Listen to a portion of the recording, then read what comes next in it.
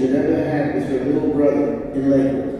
When the Rebbe came to America in the first Pesach, he was in Lakewood, and my father took my brothers to Pesach to Lakewood for the second day. My brother Yisrael, for his own time, was a little shy because he was a little boy, and the Frierdiker Rebbe said, "Boy, if you date of that, because he remembered him from Varsha. We used to travel from Varsha to Varsha. The Rebbe was in Varsha. And we always went in to see the Rebbe. The Rebbe arrives to a Fabrengen wearing his shine. This is a later Fabrengen, and we're not exactly sure when it took place. He was in Lakewood, and my father took my brothers to Pesach to Lakewood for the second day. My brother Yisrael, for his own time, was a little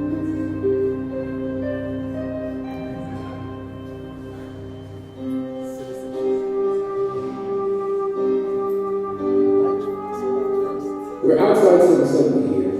This is a delegation from the court arriving for the Rebbe's citizenship proceedings. They're greeted by Rabbi Kazanowski.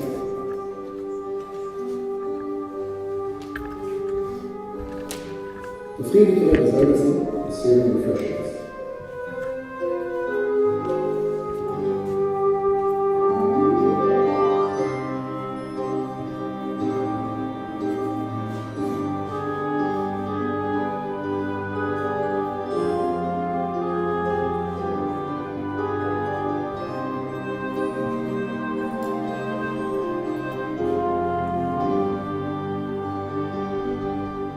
The Rebbe's son and successor, the Rebbe, joins him.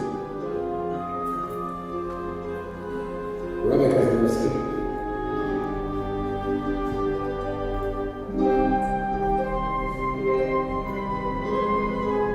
Same prayer.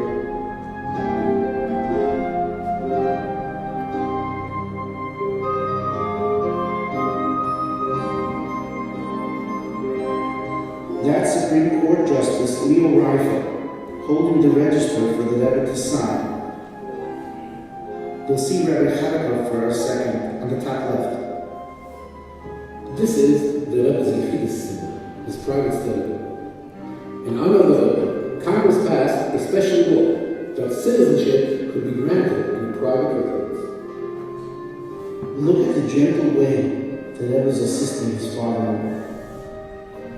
Many of the students of the time speak about the Rebbe's tremendous respect, awe really, in his father-in-law's presence. Rabbis Sholem Goldschmidt and Yisrael Gordon. It was something unusual for the way the Rebbe was sitting, and this Rebbe, the Ramash at the time, the way he was sitting, because some people nicht kein Wort ausgehört, like sitting in front of the secretary, that's the way he was sitting, in front of the Rebbe, all the time. He sat upstairs about the meal. He used to try to help his father. So then he used to take him to school as opposed to the school. You go to school with him. He said that was a kid, was important kid. There was one inconspicuous one. Never respect, never respect. He had to stop little, whatever. He's a hustler for him or something like that. Respect, courtesy, subordination.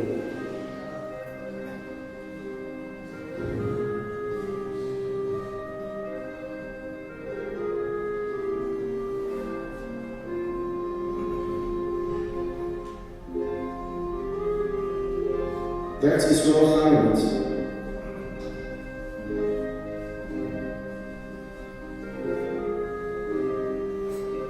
Judge Philip Kleinfeld. In between the two judges are two clerks of the court.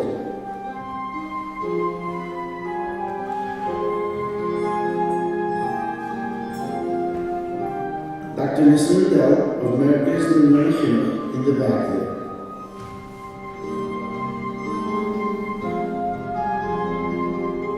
The petition for naturalization.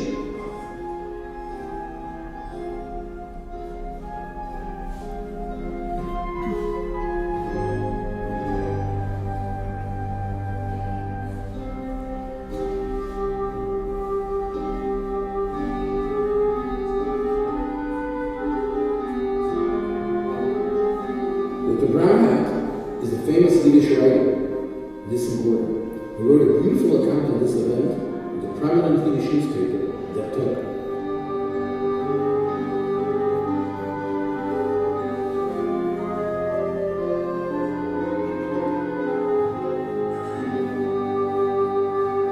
The Rebbe treated this as a very special event. He's wearing his primer, which is reserved only for special occasions.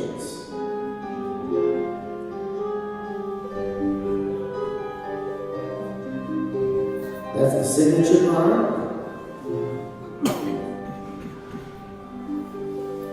The Rebbe is getting ready to take the oath of signature, and the Rebbe explains it to his father-in-law.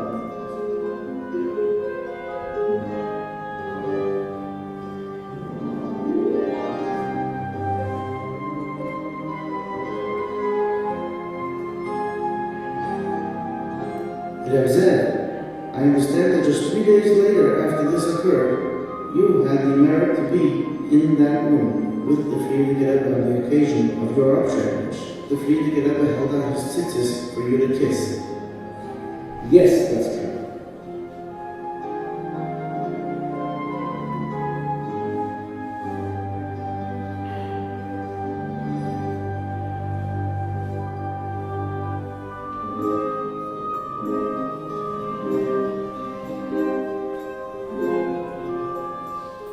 The clerk, Mr. Abdelali, signs and hands the Rebbe the certificate, and the Rebbe thanks the contingent.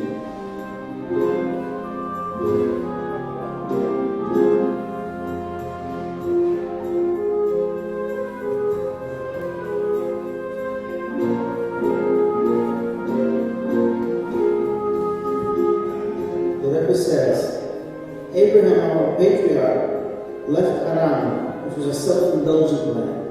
When he arrived in a place focused on compassion, producing and sharing, he said, this is where I'd like to settle. Similarly, I found this country a place of compassion, accommodation, and freedom. As an American citizen now, I'd like to thank the United States government, headed by the President, for its kindness and efforts in saving me from Hitler's hands.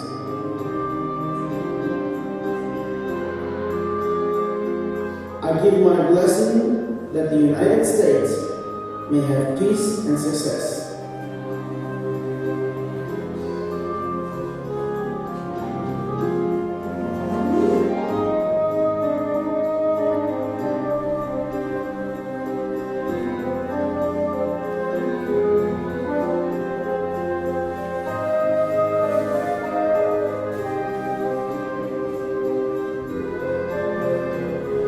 Mr. Kramer asks the Rebbe to reenact some of the proceedings so that the photographers may get better pictures. I think for Gem today, which is preserving and producing videos of the Rebbe at such a high level, this film is a very special event. You know, the Rebbe himself arranged this event, and he did this recording of his Rebbe at the highest standard of that time. In 1949, it must have been a major feat to bring a film crew to 770 to record this high-quality color film. I think it's a lesson. The Rebbe was the first to do this, and he set a very high standard for how to value and treat these special moments.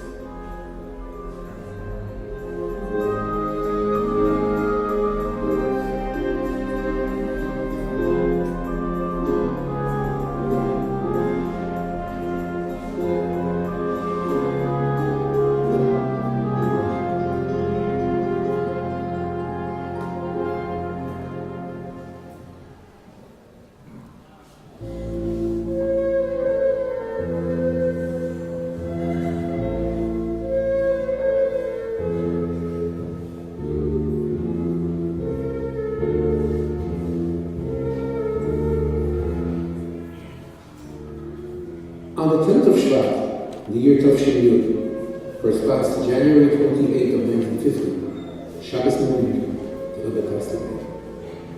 Immediately after Shabbos, telegrams were sent around the world.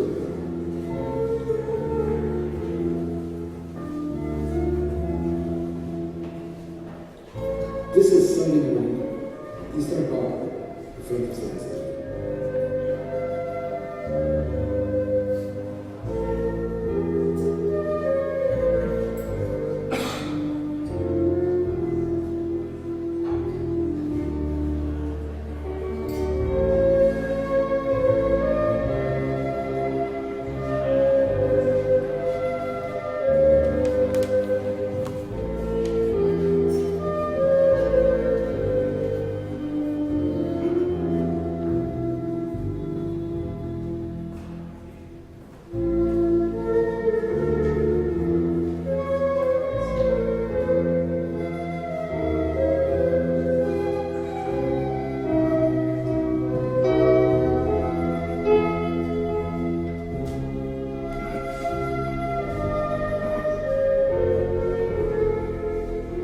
They're actually walking west down Eastern Parkway towards Brooklyn because they wanted to pass the Babaji Yeshiva, then located Herzl Avenue East. That's the Rebbe's Kapata is called Kapata O. I actually remember this when we were little. Rabbi Herschel Fegelstadt told us about that sad day. There was a Motzei, Motzei Shabbos. We were notified from New York. There was stomach. So took the train, and Sunday morning we came to 770. And Nash, all and Nash, everybody was lost.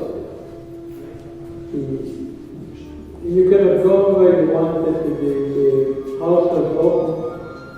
It wasn't exactly that. The Rebbe was broken underneath. But we couldn't forget the Rebbe was dead in Korea, in Cottage.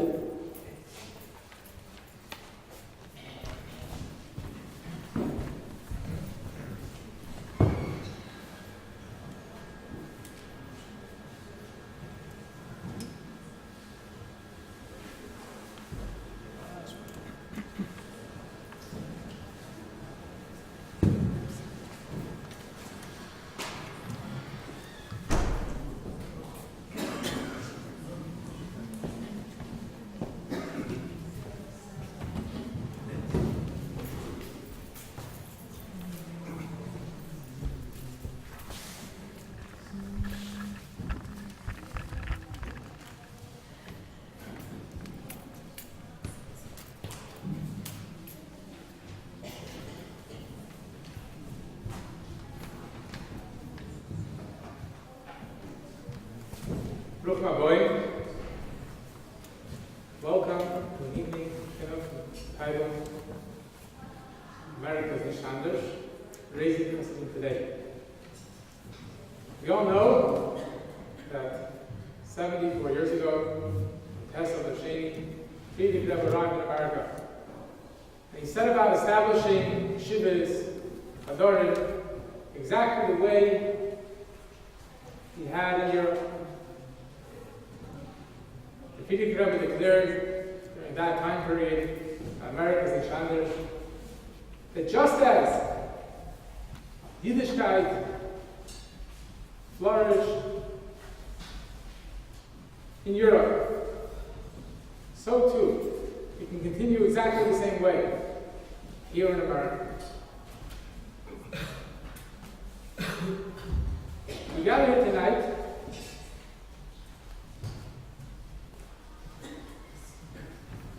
to strengthen our commitment to this ideal, to gain insight, and practical tips for living up to and applying this way of life. What does it mean practically, America's Nishanders?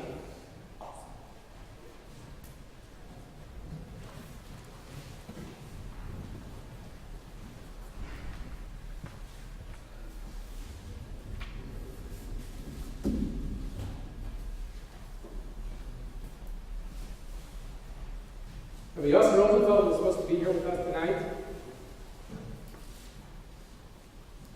Unfortunately, he is not able to make it. However, I'd like to share with you a short story that he tells over about his special connection to Tessa Duchesne and America's Nishtana. As a young boy, Rabbi Rosenfeld and his brother learned in Yeshivas Chaim Berlin.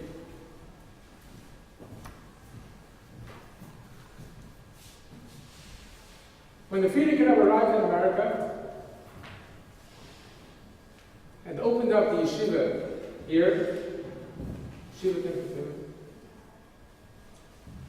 their father, who I believe was a Gerrer Chassid, decided that he would move his children to the Frierdiker Rebbe's yeshiva. In Yeshivas Chaim Berlin, at that time, the Melamdim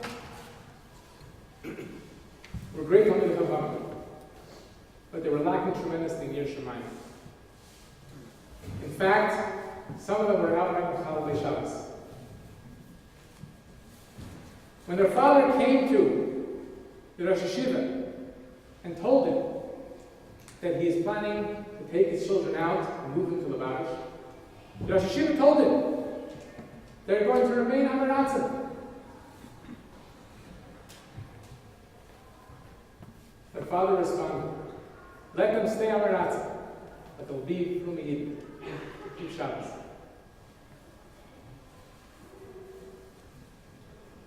This is a story of a person who saw that Limud HaTorah and Chinuch is not simply about teaching them a subject, but it's about Yir Shemayim. It's about Krumkeit, Ehrlichkeit, Chassidishkeit. And he saw that he would find that specifically in the Frierdiker Rebbe's yeshiva, in Lincoln.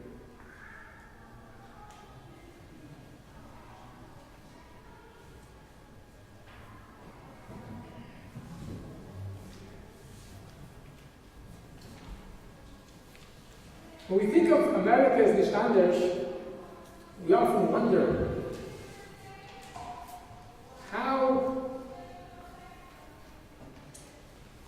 how can this really be? What does it mean America is Nishtanders? Is it really so? Is America really exactly the same as the Temple and Lubavitch? I'd like to share with you an interesting point. There's a letter that Rav Yoel wrote to his mashpia, Rav Shel Brook, in Tammuz Tavshin Yudal.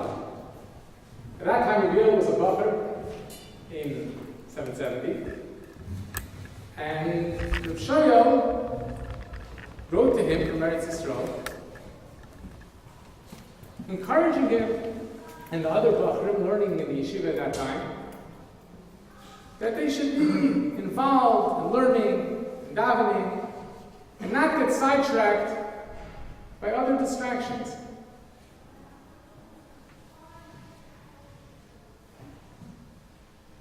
Rav Yoel wrote back to him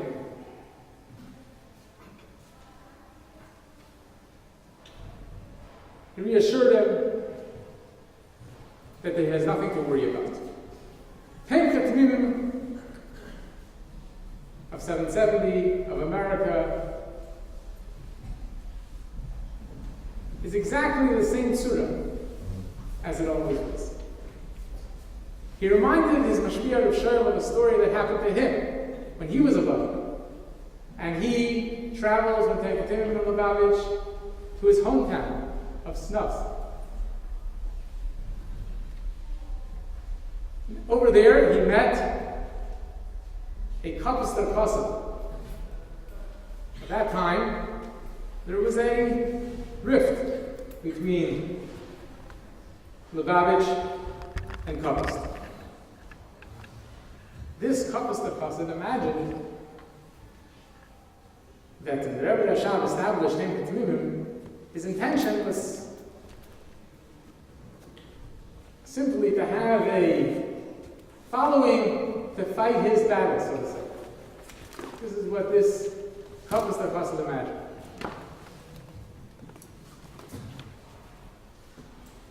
Shmuel told him that there's nothing of the sort. The Bachram and Lubavitch have no interest in the rift between Lubavitch and Kapos, and their only interest is Torah and Avodah. And Rabbi Yoel concludes this Mashpia, he writes that similarly, Tony Khatum here did not change its surah. While it could be that in Lubavitch they davened until 3 in the afternoon. So here they only davened until 2 in the afternoon. In Lubavitch, they recite Krishma Shalamita for 3 hours. Here, maybe it's only half an hour. But the Teichen is the same. The Nekuda is the same. The commitment and the dedication to what Lubavitch and Tevatim represents remains exactly the same. Yes, it could be that today, with the Yeridus Adonis, we may not be holding at the same level that the Chassidim of the past may have held. But yet, the essence is the same. America is nishtamish.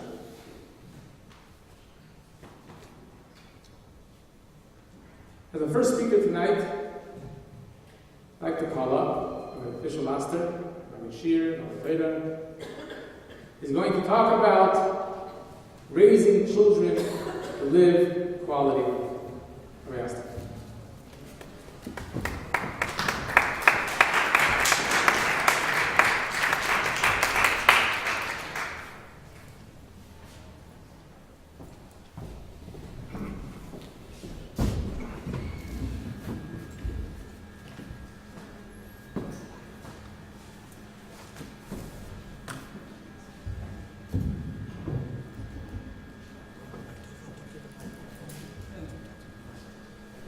Good evening, everybody. Yashikayach Rav Shimon, and for all the organizers of tonight's event, and there's a lake to helfen that we should all walk out uplifted.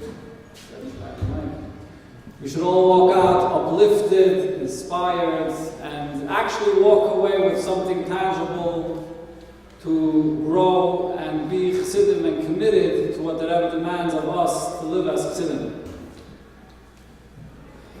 Just want to mention, I actually overheard from the organizers that the event tonight is not necessarily fully covered, so if anybody here feel free or actually feel encouraged to approach either Rav Shimon or Rav Shmuel Pevsner if you want to participate.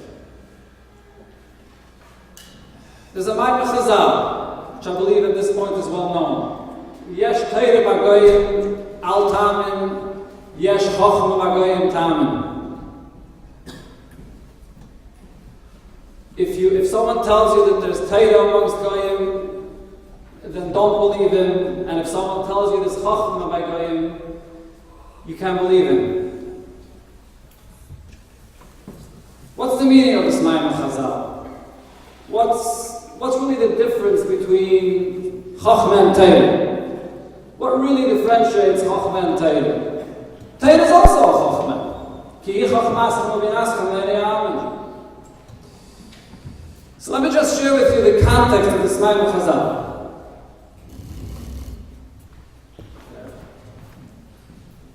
The context of this Maimon Chazal is a medrash in Eicha, Kapitel Beis, Pasuk Tes.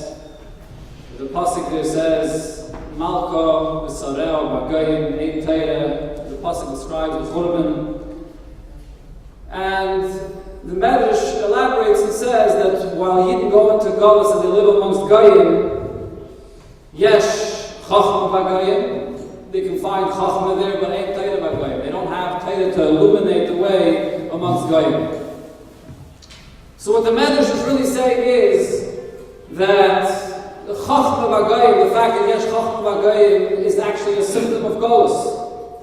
The context of the Medrash is that this is a symptom of Golus, the fact that Yesh Chochmah B'Goyim and that there's no Teira B'Goyim.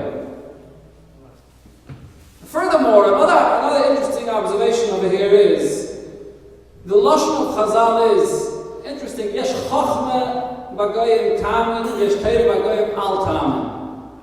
Why the Lashon Tamen? Why doesn't it say Yesh Chochmah B'Goyim and Ein Teira B'Goyim? Elamai, I think the taich is very simple. If the Medrash were to say, Yesh Chochma B'Goyim, and Ein Teira B'Goyim, then the Medrash would actually be establishing that Yesh Chochma B'Goyim. That when you look amongst Goyim, Yesh Chochma B'Goyim. But the Medrash doesn't want to make that statement, and it doesn't want to establish that as a fact, that Yesh Chochma B'Goyim. So therefore, all the Medrash says is, if someone approaches you and tells you that Yesh Chochma B'Goyim, you can believe him. It could be true, Taman, it's possible.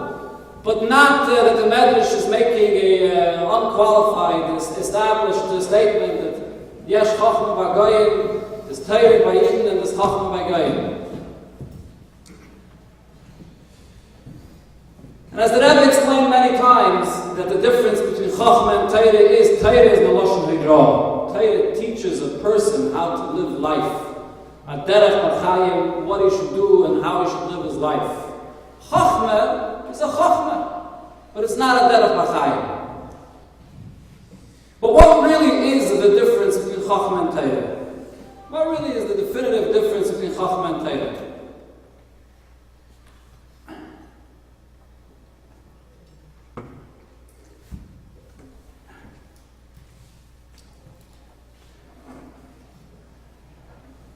Chachma is something which has its limitations. There are many differences. You look at the Sichos of the Rebbe, there are many different points that the Rebbe makes. The point of it is as follows. Chachma has many limitations.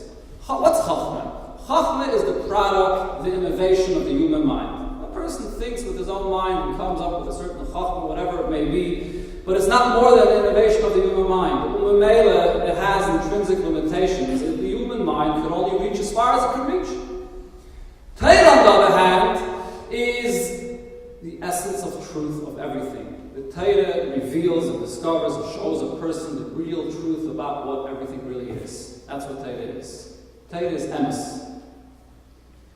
Another limitation, an even further limitation that Chachma has is Chachma, the Pasuk says, "Hasheichet ya'av ereini chachamim," that a Chacham, as wise as he may be, but nevertheless, there's a Sheikhad that could blind a person.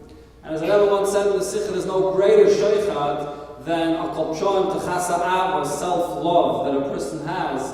And therefore, even with the greatest Chachma, it may be, to some degree, influenced by a certain preconceived notion that he has. Mashenkin Torah is the Eibish's Torah, it's pure, it's emes. Torah means Sinai, which reveals the truth and guides a person, shows him the right approach to everything in life. The Welt erzählt am Meise. There was once two Yidden, Reuven and Shimon, that went out on a journey together. And they both prepared Seder Laderech, some food for their way. And they went out on the way. And in the middle of the journey, so Reuven takes out a sandwich to eat. And Shimon is sitting, and he's talking to his friend, and he's looking at his friend, and and he notices, hey, he's eating my sandwich. And he's shocked. He's sitting there in disbelief. What's going on? And he's not sure. Is he seeing right? Is he not? Cooked it. What's going on over here? And he says, yeah, it's my sandwich. This is the sandwich I prepared. And he's getting all frustrated. And he's thinking, should I say something? Should I not? And he's talking to me as if nothing happened. And just not ask my sandwich. He's making believe as if nothing happened. And the best he can't bring himself to open his mouth and to say to him, what are you doing? And as time goes on, he's getting more aggravated, more aggravated. Eventually, at a certain point, Reuven looks into his own knapsack and he takes a look and sees, hey, my sandwich is right there. And he realizes that obviously Shimon prepared a sandwich that was very similar looking to his own sandwich. Take this scenario. Just one example. I'm giving one example. It's the same thing in many different examples. Chachma. Yesh Chachma B'Goyim. Chachma would say to this person that was in a predicament where he was all aggravated and he doesn't know how to respond and how to react to the shocking event of his friend just stealing a sandwich. Teach him how to communicate, how to muster the courage to open his mouth and to speak to his friend via mensch, not to be embarrassed, to say it as it is in a nice way, or even teach him how to control himself and not to lose himself and be completely frustrated, or perhaps even teach him more than that, how to not even be aggravated in the first place and really just be calm and relaxed about what's going on. But of course, it's all not true. It's all a myth. It's all an imagination that he has. Torah reveals reality. What's really going on? What's really happening here? And in this case, of course, he didn't take anything from you. Nothing happened. It's all fine. And the fact that Torah reveals the truth is not only in a case where, like in this mashal here, he didn't take your sandwich, but even if he did take your sandwich, Torah has a different approach. Torah says, it's not your sandwich. And everything that's happening is happening b'ashgacha pratis. And if it's bashar for you to have your sandwich, you'll have your sandwich. And if it's not, you won't. Famous lashon that Alter Rebbe says in Tanya, Yigeres HaKodesh Simcha Chafei, Alter Rebbe says, Ala nizik var nigz min hashamayim. Whatever happens, it's exeted in Hashemayim. Whatever takes place in a person's life, the Eibush is controlling it. Of course, the other person has b'chira chavshis for whatever he does, and he can't say to himself, "Well, I'm nizik for nigzman." As the Alter Rebbe explains there about Arichas. But the point is, a person looking at the situation, even if it was true that he took his sandwich, Torah says it's all coming from the Eibush. There's no reason to get flustered by what's happening. That's the approach of Torah. And that's the kayach of Torah, which Torah reveals that emes guides a person and shows a person to pay attention and to look deeper to see the truth of what's really going on.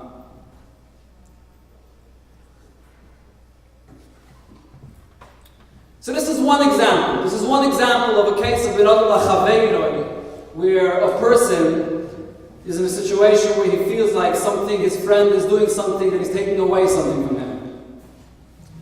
And the same is true in so many different cases. In life, we go through all kinds of experiences, many times being left frustrated or not knowing really what's going on. And really, what it all boils down to is that if we are fully aware and we really know, if the full awareness of what's really happening, then often you're happy. It's just fine. It's good. Because the Eibush is running the world, and whatever's taking place is not that I am in control, and it's okay.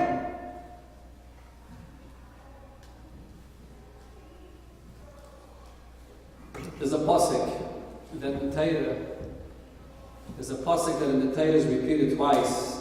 Sati lefanecha, Sachayim, Satoiv.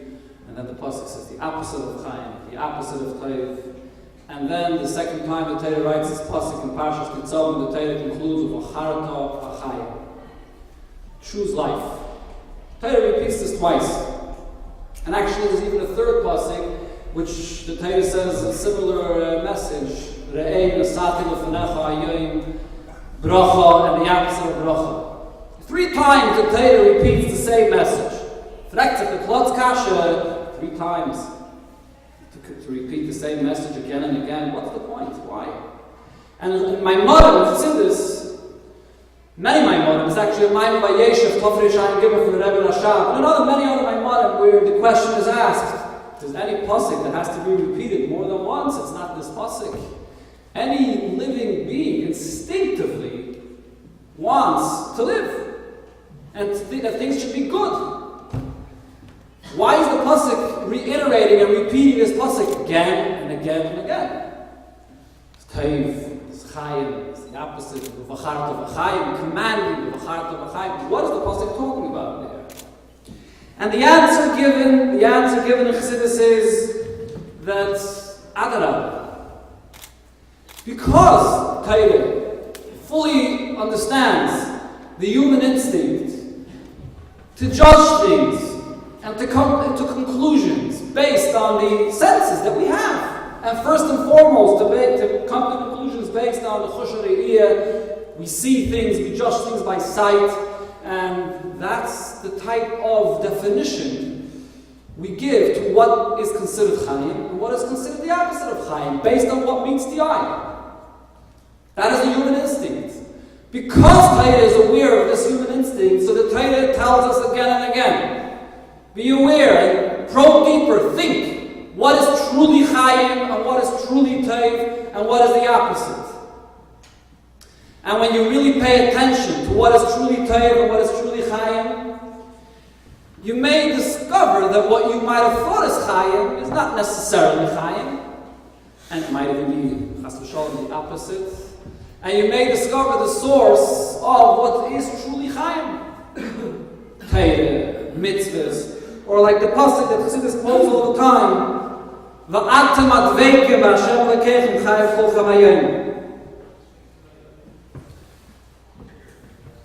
This is something that you find, of course, only in Torah, Chassidus.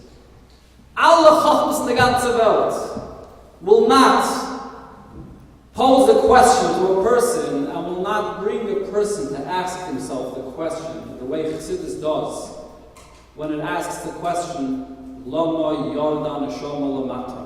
The simple question that Chassidus repeats again and again. Lama Yardan Neshama Lamata. What am I doing here? And I have a neshama. What am I doing with my neshama? This question is the question that a person has to constantly ask himself. And this is the way, this is the perspective that Chassidus puts it in.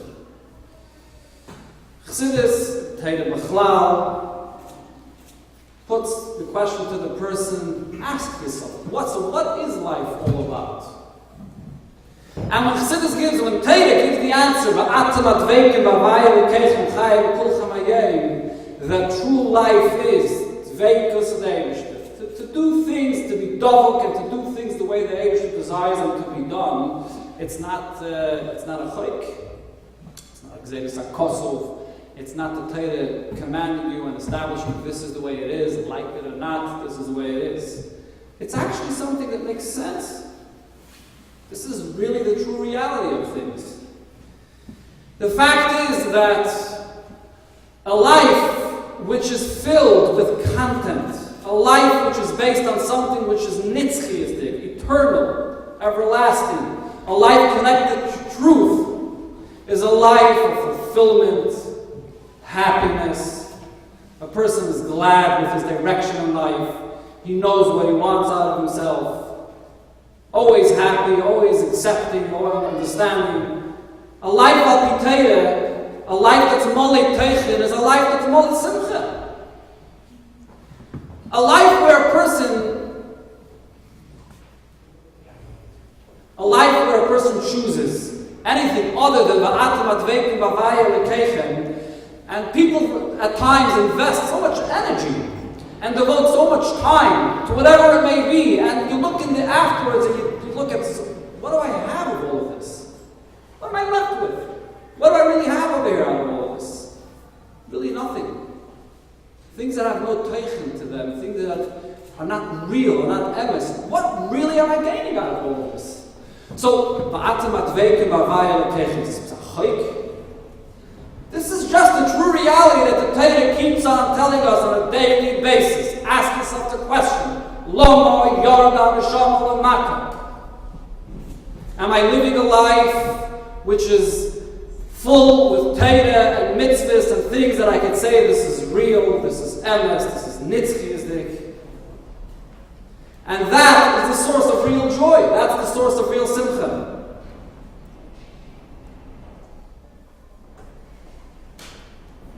There's a letter from the Frierdiker Rebbe. Tonight, of course, is Tes Avda. The Rebbe came to America, said America is nicht anders. There's a letter from the Frierdiker Rebbe, where the Frierdiker Rebbe, which she wrote not long after he came to America. And he actually praises very much what he saw amongst the Yidden here in America, the Amun of Yidden, Tmimus of Yidden, the heart of the Yidden, and so on. And then he writes that sometimes, he says, it's sad to see that because of that Hashemah that exists here, all of it gets lost. And people aren't focusing on the truth that they really know of and that they really want and identify with. But just because of that little extra Hashemah that they're involved in, it sort of distracts them not to be able to tap into the kaiches that they have and the amunah that they have and they want, and they really fully want to live with. And he writes in the letter, he encourages to the person that he's writing to that with your kehillah, if you just see to it that the Hashemah shouldn't become the main focus and they shouldn't be preoccupied with this in their life, so then you'll see that the people that you talk to, they're Yidden, they have Yishahavas, and they really want to do everything that's right. And it's really all there. It's just a bit the blood of us that covers over that is not allowing it to come out.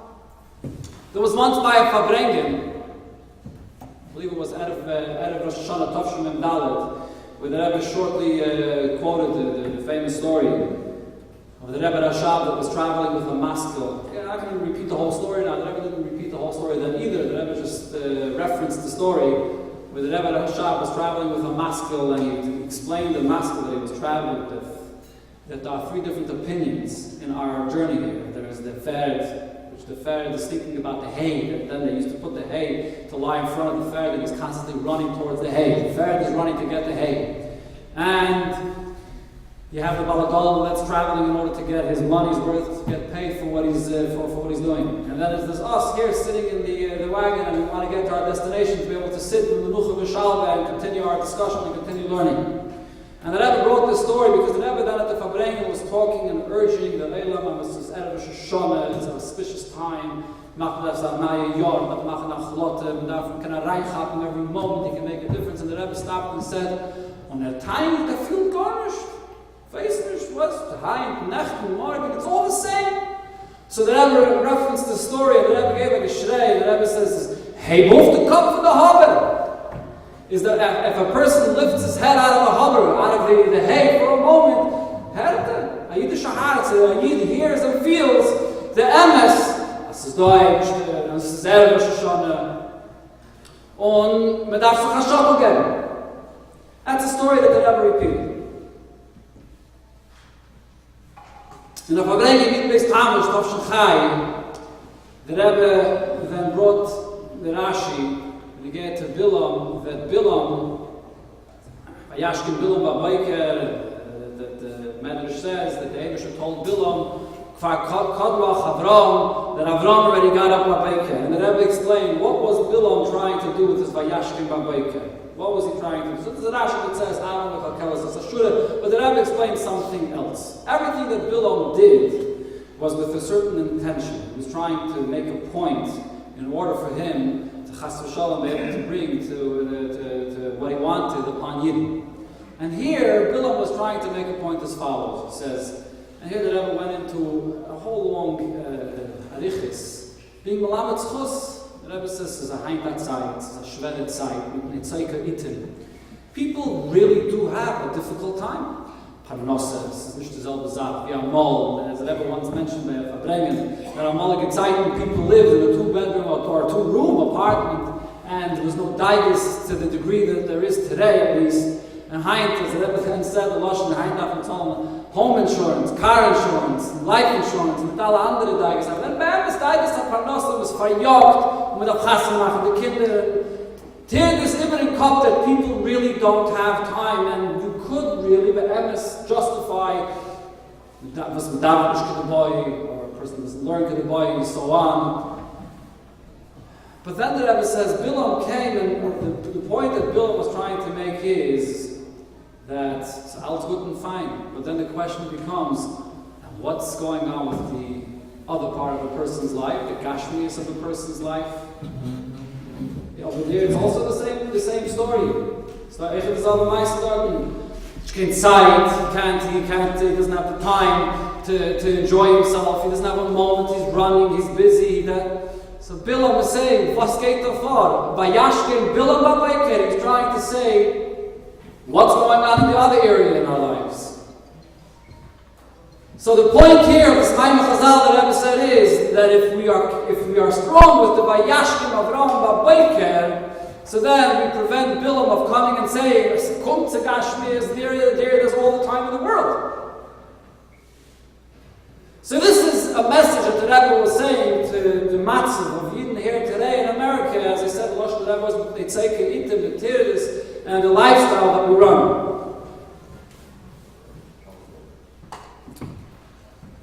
Purim Tavshach of Dalit, the Rebbe spoke about story Purim, Seder, of Haman. And the Rebbe then asked a simple question. The Rebbe actually spoke about this point more than once, but here the Rebbe spoke about it in a specific, I think, very interesting. The question that the Rebbe asked is, Haman was no shaitan. How did Haman even imagine and think that he is going to have the ability to be Mekayim a Gezerah of Lahashrid, Lahari, Lahabad, Kala Yehudim? Didn't he see? And in fact, the Rebbe says, you look in the Medrash, it says clearly that Haman was Takano Shaita. He made a Geirel, it fell out in Chedesh Nisman, he wasn't satisfied. It fell out in Chedesh Iyar, he wasn't satisfied. He was making this Cheshbeinis of where to catch Eden in their weak spots. So what was Haman's chesed? Was he not aware of the Koyach of Eden? And on the other hand, what was the matzav of Eden at that time? Eden couldn't be better off. They had Mordechai as a sar, he was by Achashverosh. They had Esther over there, Ochas Malchus. They had everything they could imagine. The best times for Eden. How did this all come about? And the Rebbe then answered, and as I said, the Rebbe spoke about this mamish many times when it came to Purim, that what Haman saw was that Yidden participated in the Suda of Achashverosh. And the Lashon of Chazal is that when they participated in the Suda, Nenum Sedasa Shalei Serasha. They took pleasure and they enjoyed the Suda, the Nenum. When Haman saw that, Haman said, now is a moment where I can make my decree. Here's a moment where I can make my Gezerah. That was the moment, the Nenu, which allowed Haman to even make his Gezerah. Similarly, the Rebbe explains when they get to Bilam again, by the Chet of Baal Koyer, which the time that Eden was standing in then, at the threshold of entering Eretz Yisrael after the Melchama of Sichem V'Oeg, is very relevant to the time that we stand in Mamish Mashiach. And the Rebbe says that the question over here is, how did the Eden Taka come to this point of Baal Koyer? And the Rebbe says the exact same point that Bilam saw what happened after the Melchama of Sichem V'Oeg. That the Yidden ran to the loot of the Biza after the war, and they were running, and their involvement in the Kesef, the Zav, the Godim that they had over there. And Bilam says, he identified a weak spot over here in Yidden, in a weak moment, and he said, now there's a Gezerah, there's something that he can do here.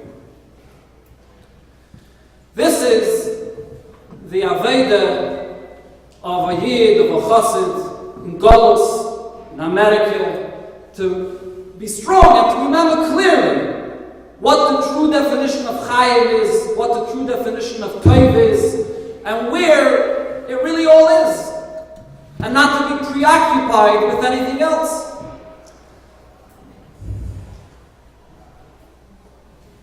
So you may think to yourself, so what are we talking about over here? To separate ourselves from Elam Hazeh, it's about Kedushin. Elam Hazeh should be a shtik blotte. We should drop everything of Elam Hazeh and live lives in heaven somewhere in Bashamayim as so Nujai Kishum Elam Hazeh. That's not really what the point is. Although I'm not, but that's not really what the point is. The point over here is that really the definition of Chayim and Tov. When a person is indulged in materialism to a point, or at least to some degree, where in his mind something begins to shift, what he defines as Chaim and what he defines as Tov in his mind begins to shift, that's really what the issue is here. The fact that we live in Elam Hazeh, and the fact that we're living in America today, that's the reality. But the question is, what do we define as Chayim and Toiv, and where do we put our focus, and what do we see as just a means to reach that point? That's the question, really, that we have to ask ourselves. There's a letter that the Rebbe wrote to a Chassid that still lived in Russia, true Chassid, a real Ovid, and after he came out of Russia had the means and was able to, first he lived in a small apartment, and then at a certain point was able to move into a bigger and nicer apartment, and he was hesitant. He wasn't sure if it's necessary, if it's the right thing. Why should he indulge, and why should he live better living? Maybe not. After all, in Russia, he lived in a kleine 4x4 or whatever. Why is it all necessary? And he wrote to the Rebbe, should he make the move? And the Rebbe answered him, since Chazal say, didn't know, you should definitely make the move, the Simcha, Mishana Mokim, Mishana Mazel, and you should use out the didn't know to serve the Eibush, the Shem Shemayim, and do what he's supposed to. The Rebbe wasn't opposed. The Rebbe is, I shouldn't make such a statement. The Rebbe didn't oppose in this letter to didn't know, a person having a didn't know, and everything else that he wants, not everything else, but a dira no. However, what the Rebbe was saying to him is to use it l'shem shamayim. The Rebbe definitely did many times talk about Hakbara Satsura ala Chayim, and a person being aware that what's Tzura, what's Ruchnius, and what's Gashmius, and that the dira no should be used l'shem shamayim for the right purpose, and not the other way around, that the chaymer becomes the main focus and indulgence that a person is involved in. There's the famous story that everybody knows about Shmuel Munkis, that when they came to arrest Alter Rebbe, so the Alter Rebbe turned to Shmuel Munkis and asked him, "Is all the game with him? Should I go with him?" And the Alter Rebbe and Shmuel Munkis answered Alter Rebbe, "Zent Rebbe, kein Kölnisch treffen. Und an nicht, werde ich gegeben dir Schuss, wegzunehmen, den Geschmack und Gashmius von Azeflin. If you're a Rebbe, nothing could harm you. And if not, who gave you the permission to take away the pleasure and Gashmius from so many Eden?" Interesting that Reb Shmuel Munkis made this particular point at such a crucial moment when the Alter Rebbe was about to be arrested and the entire Chassidus was at stake, so to speak. Really, this is what Chassidus is all about. As the Alter Rebbe explains in Tanya, that it's all about the nefesh being ikir and the guf being tofel. As the Alter Rebbe explains in Perek Lamed Beis, this is the Yisai that leads a person to have the ability to have Ahavas Yisrael, when the nefesh is ikir and the guf is tofel, and this is kalatayla kula v'hidach pirushu. This is the Evan HaBeichin, and this is really what it's all about. Where is my focus, and what am I really involved in?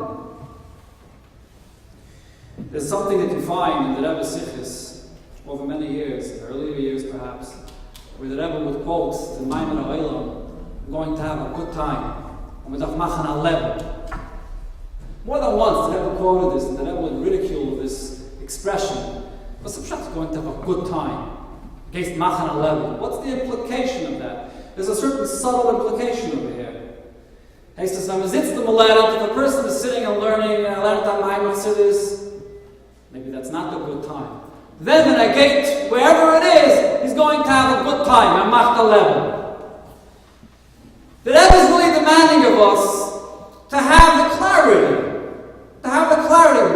What's the good time? Where is the real emes of good time? And what's the emes 11 that a person lives? There was a fellow by the name of Herbert Weiner that went to the Rebbe in Yechidus. He was by the Rebbe more than once. And he asked the Rebbe, he said before he came into Yechidus, he was in the Zal, and he noticed that the Bachman have this naive look on their face. And he asked the Rebbe, "What is this about your Talmidim?" And the Rebbe answered him, the Rebbe leaned over and answered him, "What you're seeing is, you're not seeing naive people. What you're seeing is people that have no kera in their life." So he asked the Rebbe, "Kera? They have no what?" So the Rebbe says, "Yeah, kera, a split. They have no split in their life. Their direction in life is clear. They know who they are. They know what they want. That's what you're saying. And this is really the point of it all. And this is what everybody without exception, can definitely live up to live a life where things are 100% clear without any split. And of course, this is extremely crucial when it comes to chinuch and the atmosphere of a home, to create an environment and an atmosphere for children that there should be no kera, no split into what the focus and emphasis of the home is. In the Farbrengen of Purim Tavshin Chav Tes, which was just printed this past Shabbos, the Rebbe there talks about why children many times leave, or maybe chas v'shalom even rebel against their parents. And the Rebbe there says that the children see the parents. And the Rebbe, of course, is talking about the American assimilated Jew, which is not Shem Shabbos and so on. And the Rebbe says the child sees. On one hand, the father says that you should be Mekayim Kibbud of the Aim, you should go to shul, and from time to time, and different mitzvahs that the father promotes. Yet at the other time, the father takes him to the beach on Shabbos, that was example, and the child is confused. What's going on over here? What's happening? Is this for real? Is it not for real? The child is left completely confused, and the child says, my father is fooling me. He doesn't really mean it. What's going on over here? But Dr. Yosef, of course, not on the same level, but of course the question that each and every one of us have to ask ourselves is, the message that we're giving to our children, how clear and how real and how strong is that message? Do we really give our message our children a clear message? This is why we stop the Welt. This is Takadai, we stop the Welt. This is the Atayra, and only one Tayra, Chassidus. That's where it's all at. That's it. There's nothing else. We say in davening every day, Hakoil Hovel. Or if not Hovel, at least secondary. It's nicht the Ikke. That's the message that our children are begging to hear from us. There is a Sikha from Yutes Kislev Tavshin Chovav, where the Rebbe over there says a very, very powerful thing. The Rebbe says that a day will come. I'm repeating the Sikha the way the Rebbe says it. A day will come when children will ask us a very powerful question. And the question will be only 2 words. And the question will be Tzalip Vos. I'm living life. I'm living a life. Tzalip Vos. What am I living life for? That's the question children will ask.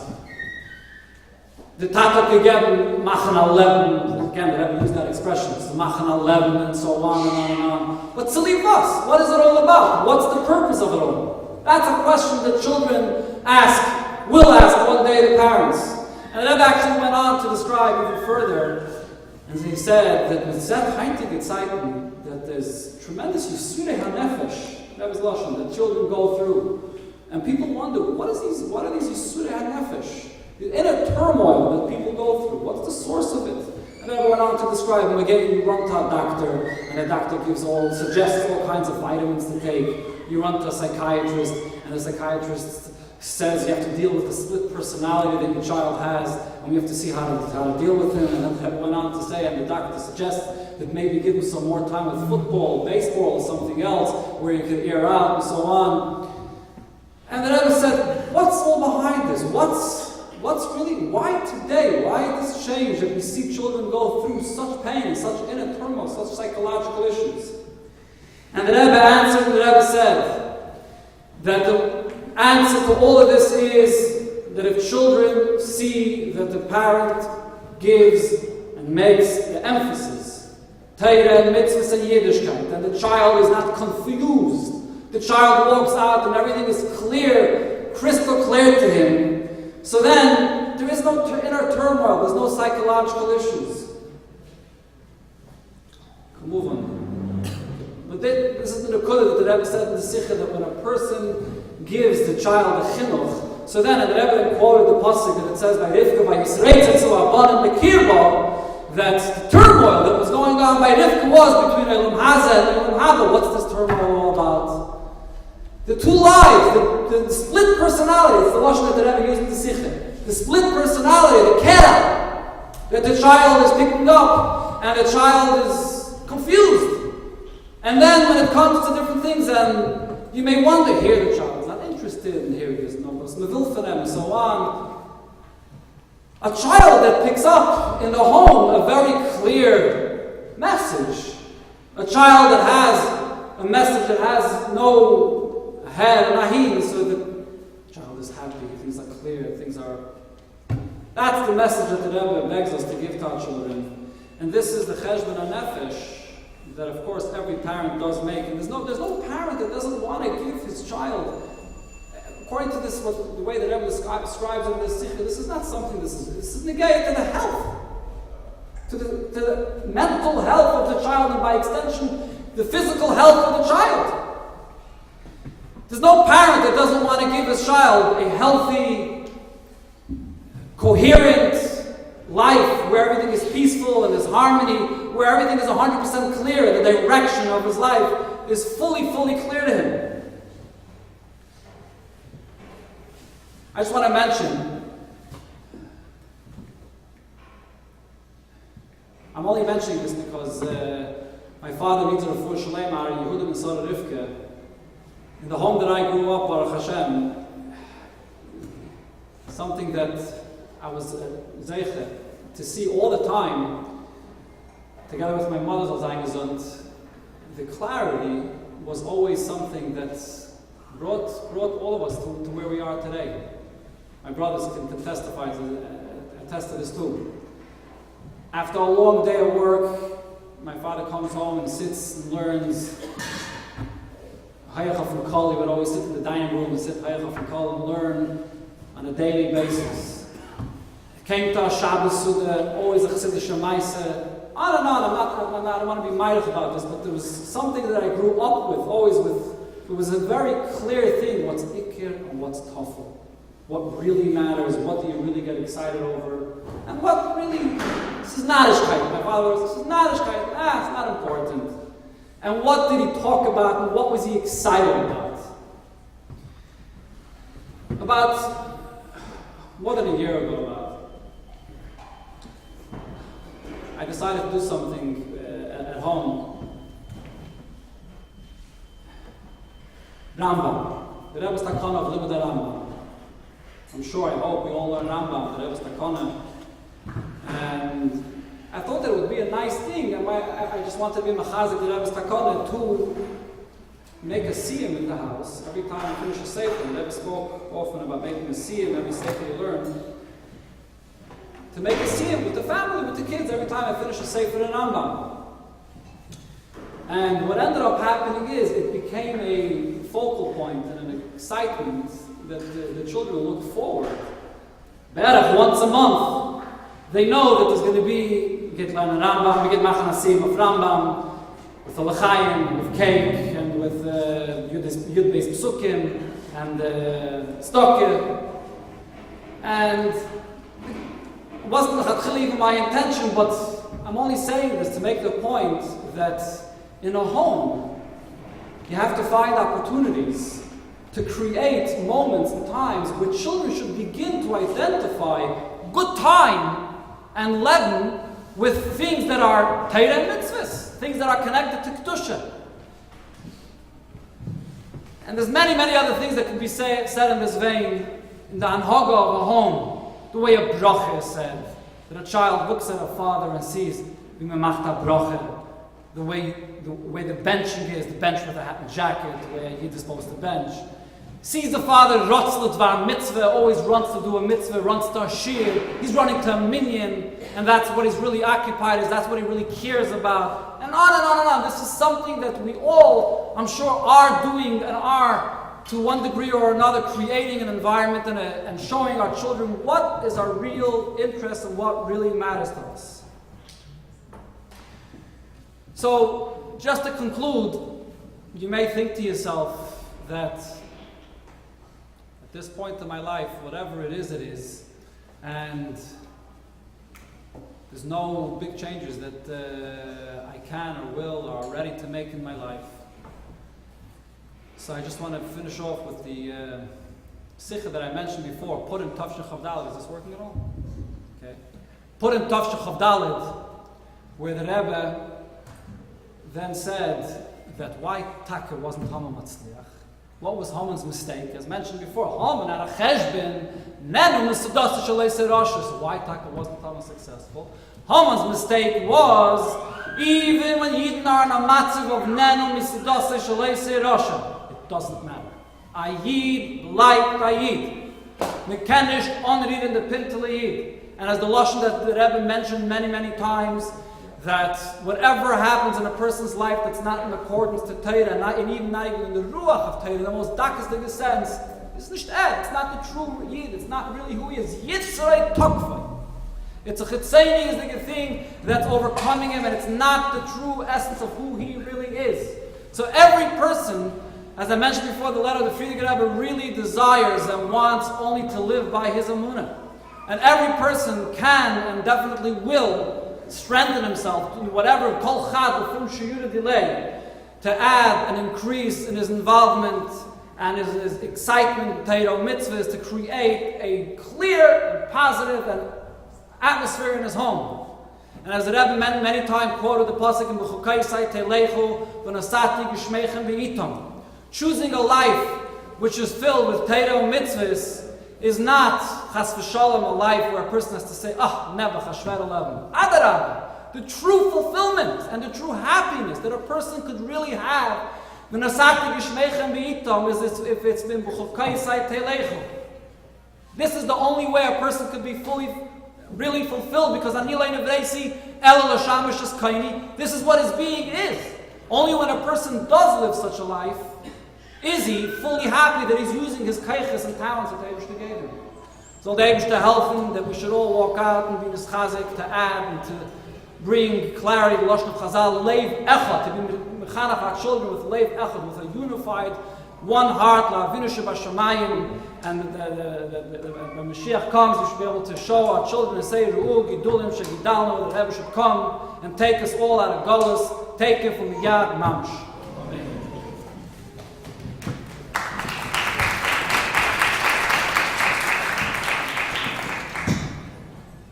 Shker for Yaster. Thank you very much.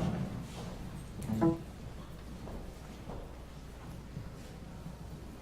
reminded of a sikha that was recently on the Living Torah a few months ago, where the Rebbe said that we were speaking about the army in Eretz Yisrael, where they would bring entertainers to come to the soldiers to lift their spirits.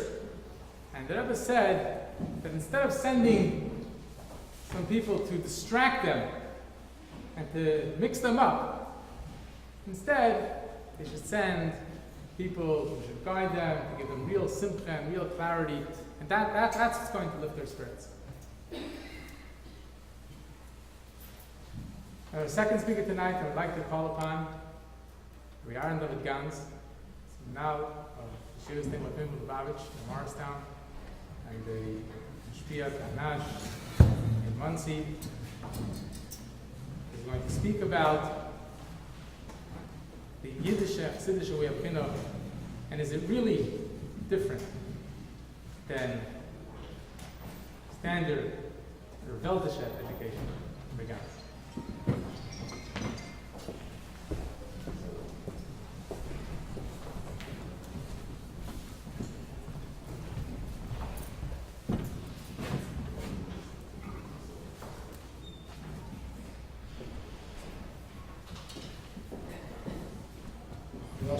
Shimon, Yashikech, Galayaster, we got the point, what is really official and what is a tough one.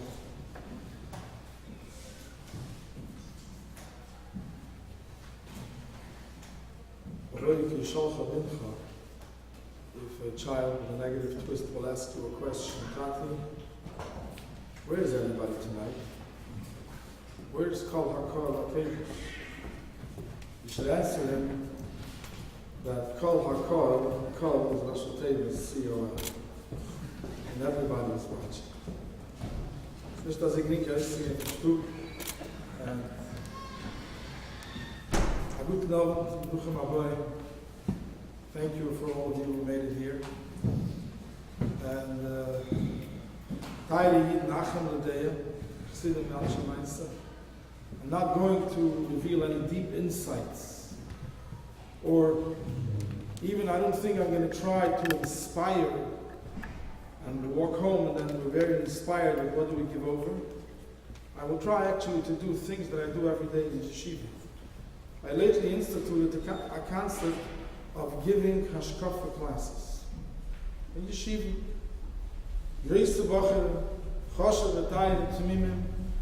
but we need so much today. The pashuts in Yonim that were so clear to us are missing today. And trying to sit down with Bachar without mashke, without mazenis, just for an hour and a half. I'll do this game, Rashida Minyan of Havhara and explanation. And perhaps you could take actually these Inyanim as we speak tonight and sit down with your family and go through, it's not copyright, and go through the very same things and explain and use that anecdotes and shalom and so on and so forth to try to inculcate ourselves with a real message. I tell a story. There was a teacher who was trying to teach math to a child. And he taught the child, listen, your father loaned the person $1,000. The fellow had paid back $500. How much does he owe your father? The child took out a notebook and wrote down 1,000 minus 500. He says, teacher, he owes my father $1,000. The teacher said, you don't understand. He already paid back 500. So he took out a calculator. It's after the 80s. You're allowed to have a calculator in school, and he punches in 1,000 minus 500. He says, yes, teacher, he owes my father $1,000. The teacher lost it. He says, you ignorant child. You don't know your math.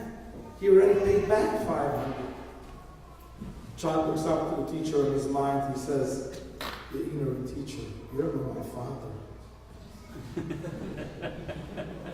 We could so many times have two things and look at one thing from two different angles, and they look alike and they sound alike, and they're heaven and earth. One could be the highest, l'mayla mitam v'das, and one could be the very, very lowest, lower, l'mata mitam v'das. And sometimes, no, it's Chilas and the Sefer, they look alike. And they look the same. I shared a story actually here in Crown Heights once before, that the story was that in the time of Rabbi Yosef Chaim Sonnenfeld, all of Hashalom, he was the Rav of Yerushalayim, and the Mufti party, which were Arabs, came to him and they told him, you're a big Kanoi, you hate Zionism with a passion, or at least Zionism with a passion. And we too hate them. You don't have enough money to eradicate it. We don't have enough money. Let's get together and make a pact, and together we'll do it. And Yosef Chaim looked at them and he said, well, I don't like Zionism or Zionists because they're not enough Yiddish for me. You don't like them because they're too Yiddish. He says, we don't see eye to eye at all. There's so many things that we have. And there's so many things that look alike in the Goyish world, Chachma Bagoyim, and somehow we could find similarities of Chassidus Maharal and so on, and we make that mistake of comparing. So I'd like to go through a few things. I'll begin with a story, not a story actually, I heard once from Rabbi Yoel. Rabbi Yoel said once, that in the time of the Baal Shem Tov, there was a group. I forgot their name, they were called in Yiddish, he said it, they read the name in English, I forgot the name exactly. But their entire call was talking about the Likus, about Getlovkai. They were absolute heretics, and they believed the vastness of the universe, the beauty, the majesty, but you had to think what goes on in one little tiny cell. And microscopically what goes on, the entire worlds go on there. Just that majesty, that greatness, that vastness, that is God. Which means, but this is God. The Baal Shem Tov came, and he taught as opposed to what was taught before that, based on the Shalom, Kodesh, based on others. The Baal Shem Tov taught, not only is there no other God, not only is there no other power but there is nothing else. There is nothing but Hashem. And it's not even an oit, it's not even an addition, it's a projection of Hashem every second. In the Baal Shem Tov taught, it's not Keil HaOlam, but it's Keil Olam, as the Rebbe speaks in the Yisifas many times. It's Keil Olam, der Eibishter mit Welt, it's not a separate Metzias. Ganz Welt, als is der Eibishter, there's nothing else. And you can see the tiny difference between Keil Echad and Keil Achir. There's a little tiny difference between the Reish and the Dalet.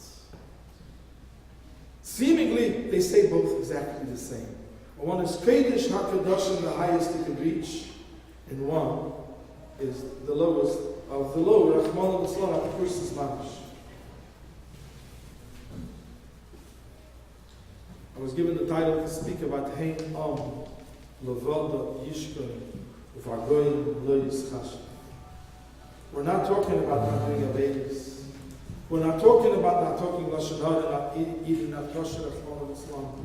We're talking about Pasha, the Inyan of Uvagoyim Lo Yischashem, the Goyishkeit. The Henam Levada Yishka does what Yidden have. We should realize that, appreciate that. There's a mitzvah in Torah. Alav deiraisa lo yiselchu l'chukei sagoy. That lav deiraisa is changed in every generation, depending on what the goy does. It's besides what everything is asur and mutter and everything has clarity and so on, and then there is something, do not follow a goyish path. If you look up in Minchas Chinuch, even he has a question on halacha, questions it from many sources in Gemara. The halacha says that if a person is a doctor, he could wear a white coat. Because it's not a goyish trait. It happens to do with medicine, that's how it goes in medicine. It doesn't have any gaiva in it, it's not hepachatznias and so on. And he questions it at many sources. And Chazal is mashma, if the goyim do it, you can't follow it in that way. To stay totally separated from that their hashkafas. So, as mentioned before, we're standing right before Purim, and tonight is America's Nishtandish. Right before Purim, Al Shanahanim Yisudase Shalish Rashi. It's not because they did something so terrible. It's not that it wasn't kosher. It was absolutely Mahadra Minam Hadram, as the Medrash tells us. As Shio Kadas Eineines was given for everybody the hashgacha he liked, every detail that he wanted, and every plant. It was then Shanahanim Yisudase Shalish Rashi that we mingled with Goyishkeit, we accepted that, and we started to appreciate it. And that was the original downfall, Rachmana Litzlan, that was brought about the idea that Haman, Chas v'Shalom, could have a shlita.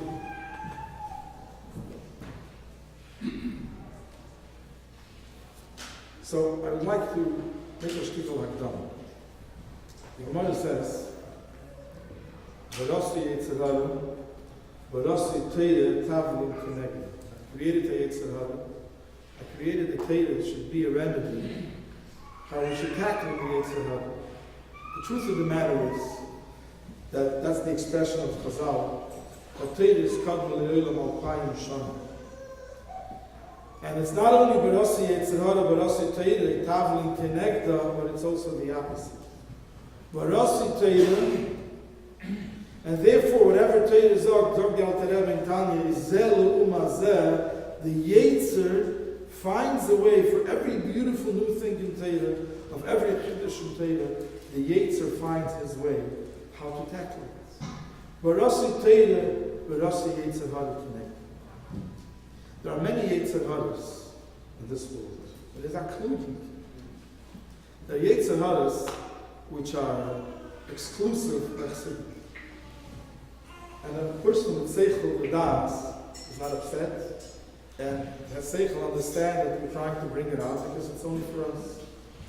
That Nekuda that we said before, Weltishkeit, happens to be that many communities don't suffer from it so much.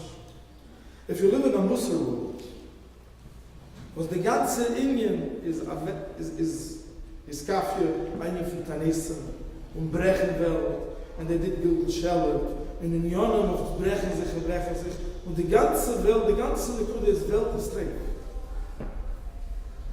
that the Yetzer Hara cannot come and sell Welt so much. Welt is a treif von der Sache. The first thing he hears Welt, läuft. He will nicht sterben. Aber lernt kein Tigetan.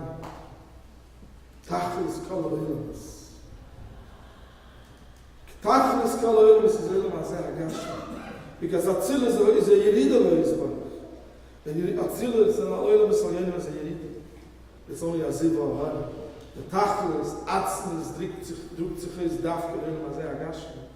All of a sudden, Gashmi has got something that nobody in the world gave it such an existence as Chassidus does. It's an unbelievable Reichkeit. But Chalila, the Yetzer, the Kluginger has this way, he's unique, and he says, Gewaldi. Oiba zoi Welt, the Staka sag Geschmacke sag, so deliver another power. Let's indulge. I remember when I started learning Chassidus, I remember lecture, as a Docher, started learning Tanya, first Brachel, the Skafia, and the Vanya. It was like Gewaldi, new Gilutri, and we learned. And I remember the day that I heard that Atzmus drückt sich is Dafke in Olam Hazeh HaGashmi. I remember the uplifting moment that I had. Because after learning a few years now, and I knew that I have to get Chassan haben, darf sich reinlassen in die Welt. Die Welt ist eine treffende Sache. And how can you face the Olam Hazeh? And there's Nisyanis every moment you go, it's difficult to live in Olam Hazeh. And all of a sudden you realize there's no Shtei Shuyas. There's no two dominions. So da Beira Olam and Gashmi is Olam Hazeh is the Eibishter Alein. There's nothing else besides him. And Einak HaKadosh Baruch Hu Babetrunya, there is nothing that could really stand in the way. There is no Nisyonis. Als der Eibishter. I remember the new life. We went in a tent in a Kidal. Das der Herr, was alles ist der Eibishter. Dieselbe Mission, that the Mishnah says, Yafa Shah Achas, Olam Haba, Yesher Mikol Chaya Olam Hazeh. There's no bigger bittul to Olam Hazeh than that line has.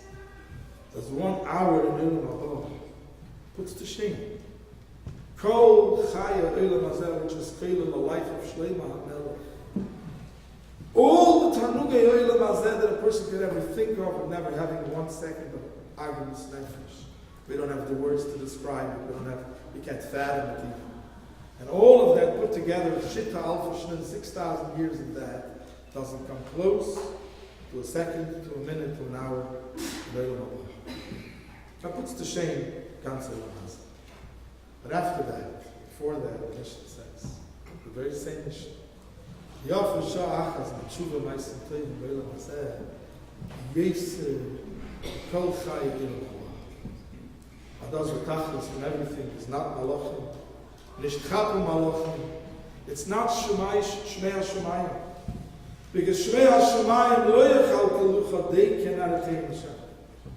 Va'af ki abayis hazeh dafke Olam Hazeh HaGashmi. That's Chassidus. And therefore, we're not so scared of Olam Hazeh.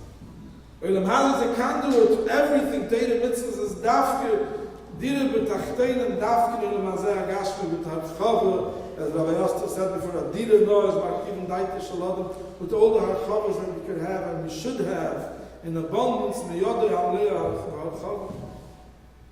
But so the head na dos als is a rikus. Ein oit. Sie gar hechim in alle Elam Yisrael. But nish chaz v'sholom to make that little tiny mistake as well as a matzias. I once heard a person out of Lubavitch. A person told me once. He says, I love Chassidus. I love Likutei Sichos. And he says, I found very interesting. I found a big commonality between Likutei Sichos of the Lubavitch Rebbe and the writings of the Shamshul for Hirshol. So I asked him, explain to me, what do you see? What is the commonality? He says, I see the entire Jewish world in the middle between Lubavitch and Teire Imada are scared of Welt. Welt is a terrible sache. They are for Welt. At least they say so. At least they preach so. They demand so from the children. That's the Hashkafas HaChaim. I see the Lubavitcher Rebbe is not scared. Schreckt sich nicht vor Welt. He could take a shliach to send him out to Timbuktu, who's oblivious to the ganze Welt, und jeden Jid wird chappen. A Jid was Megusha mit Akshama, was liegt in Ulam Hazeh, the Tachel was sunken into his nose, but I was not scared of anything. And I see the Shamshon Forovich, the Tere Mother, is not scared of college, is not scared of Mother, of Weltish Hashkafas. So I see a similarity. When I just swallow the tear, how come a person can do so in one breath and not see heaven and earth the difference? I'm not Chas v'Shalom here to judge. Shamshon Forovich saved thousands upon thousands of Eden in Germany with this Lahalik that Rebbe writes in a letter too. It's not Chas v'Shalom my job to say, but to compare as Chassidus is those that gave a Metzias for Mada, and Chas v'Shalom, there's a Metzias by Bachel today, my neighbor, that we could think of. The Rebbe Lar College Ditni and Diyunim and Pilpulim, this is Yoshai, this is abgefragt by Rebbe, betachlis, in every way possible. Well, these are two Ketzavos. One is Keil Echad. One is the one. Keil Oilam and not Keil Ha'oilam. We're not scared of Welt. The Welt is the age. And one is Mada Verta Metzias, modernity Verta Metzias, and Melept Aleb for them. Mamecht Aleb. And these are the two opposites. So while I'm not judging Chalila anybody else, but ourselves we must be judging. Anybody who Hoivas Abikadis is the Rebbe writes in Hayim Yerim, that Chalila, we shouldn't come to a matzah that Chassidus and Teire Mada is the same thing. That is one of the Nikiddas that you could see, and Ken Mazal was on the Nikiddah with the Hasbara, Clara Hasbara, that although they look alike and they sound alike, one is the highest of the highest, and one is simply Olam Hazeh. And our Geschmack in Olam Hazeh, nicht nur Stam Olam Hazeh, Keneged Musel Welt, zu Gott und zu Leid, darf nicht antläufen, don't run away, it's okay, in Shul you'll be a Tzaddik, you'll daven Geschmack, you'll learn, you'll be a lamb, not so. And then you have Olam Hazeh, the Geschmack, you have the goof too. Well, you can't allow the goof to goof off. You have the neshama to take care of. You have to take care of your goof as well. And that's the total opposite of Chassidus of everything which is Kodesh Shalom.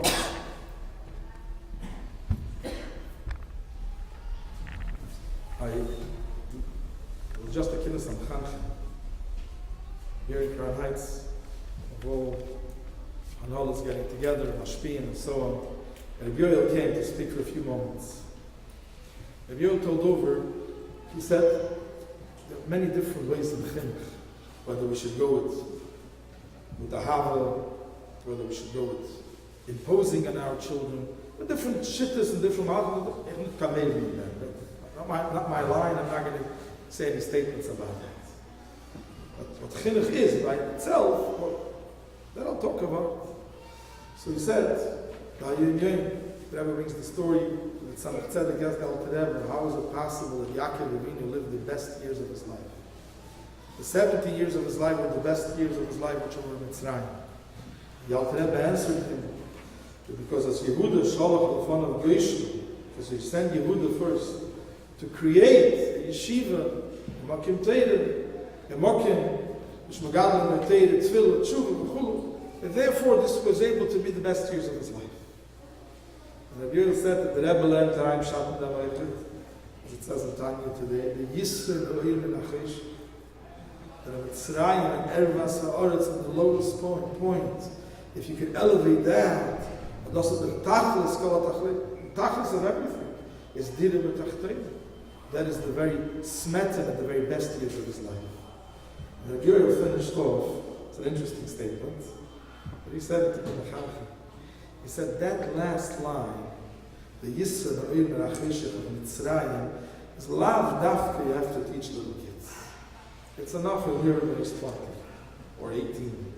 Lemon is the Sichas. A kid darf man ois lernen, the Mitzrayim, Ervas HaOretz is Klippa and Ram. Versteht noch nicht machtig sein, was das meint, der Yisra, der Oil, min Achishah. He just hears Chayshach. And he hears Chayshach is okay. Chas v'shalom. So our Yetzer Hara, because Berasi Torah is such a beautiful, beautiful Torah of Sichas, that the Welt is standing in awe and appreciation of it as we see people coming every day more and more to listen and to learn Chassidus. As anybody knows what goes on out of the world there in Chassidus on the line, literally thousands thirsty to hear about the Chassidus. Torah is forgotten. We shouldn't forget that there's a Berasi Yetzer Hara, that he likes to take these things and get us complacent and indifferent. And it's okay. It's a God and it's a light. It wasn't it Rebbe Masnet, who was one of the greatest Chassidim of Lubavitch, that when he was showed the skyscrapers in America, the George Washington Bridge, and people were standing in awe of this beautiful new world that he never saw in Russia. And the expression that he said that L'chamalachim that had to relieve themselves and for them Gevan Olam Hazeh and do baleks to their fingers, and you're so enticed by it. You know, where did this all come? From davening 8-9 hours a day, from learning Chassidus, and from ein Milvade des Welt is a lekus mamish. But der Herr hat die ganze Meis von Olam Hazeh as a klippes Hashum. That's nothing. I remember I was once in Morristown, Milan, before I was in Yeshiva. It goes back 25 years, 20 years. And a kid in the Cheder asked me a shayla in front of all the kids. And the question was about, unfortunately, certain lifestyles that are promulgated today in the world, which I don't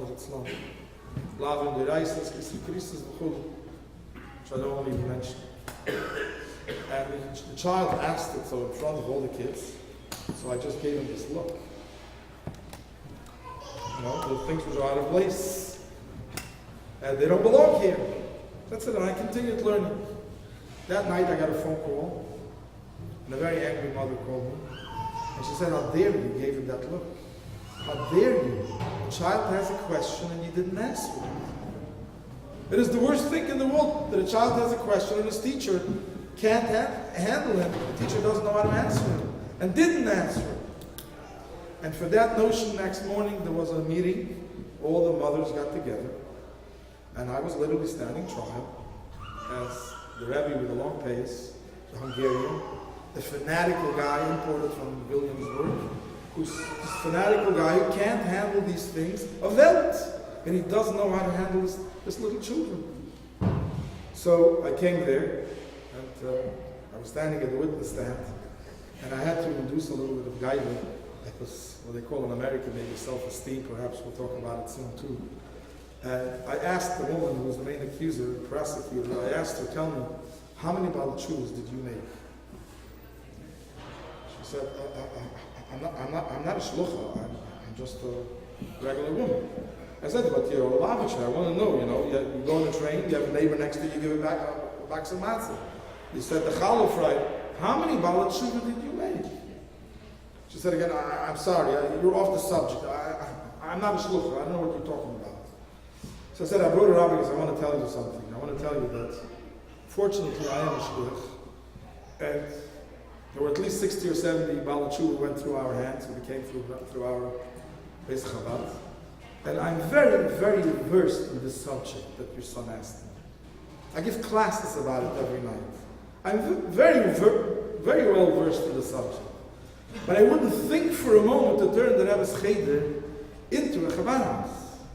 And that becomes a normal discussion. It's an equal as asking a Shaila and Rashi and Tosfos. And this is a normal discussion as children are pondering whether it's right or wrong, and it's our choice to do that. If he has a question that really bothers, it always come privately over to me, and I'll give him the answer. Everybody in Morristown knows that my table is available for anybody who has any question, who could always come. But to make this the norm, and by the way, I told him what you're kind of insinuating, that this rabbi is more than insinuating, that he's a fanatical guy. He says, I want to tell you something. I come from a place which are tired of Yirei Shemayim, Erechim, Rak Chassidus, at least Rak Chassidus Chabad.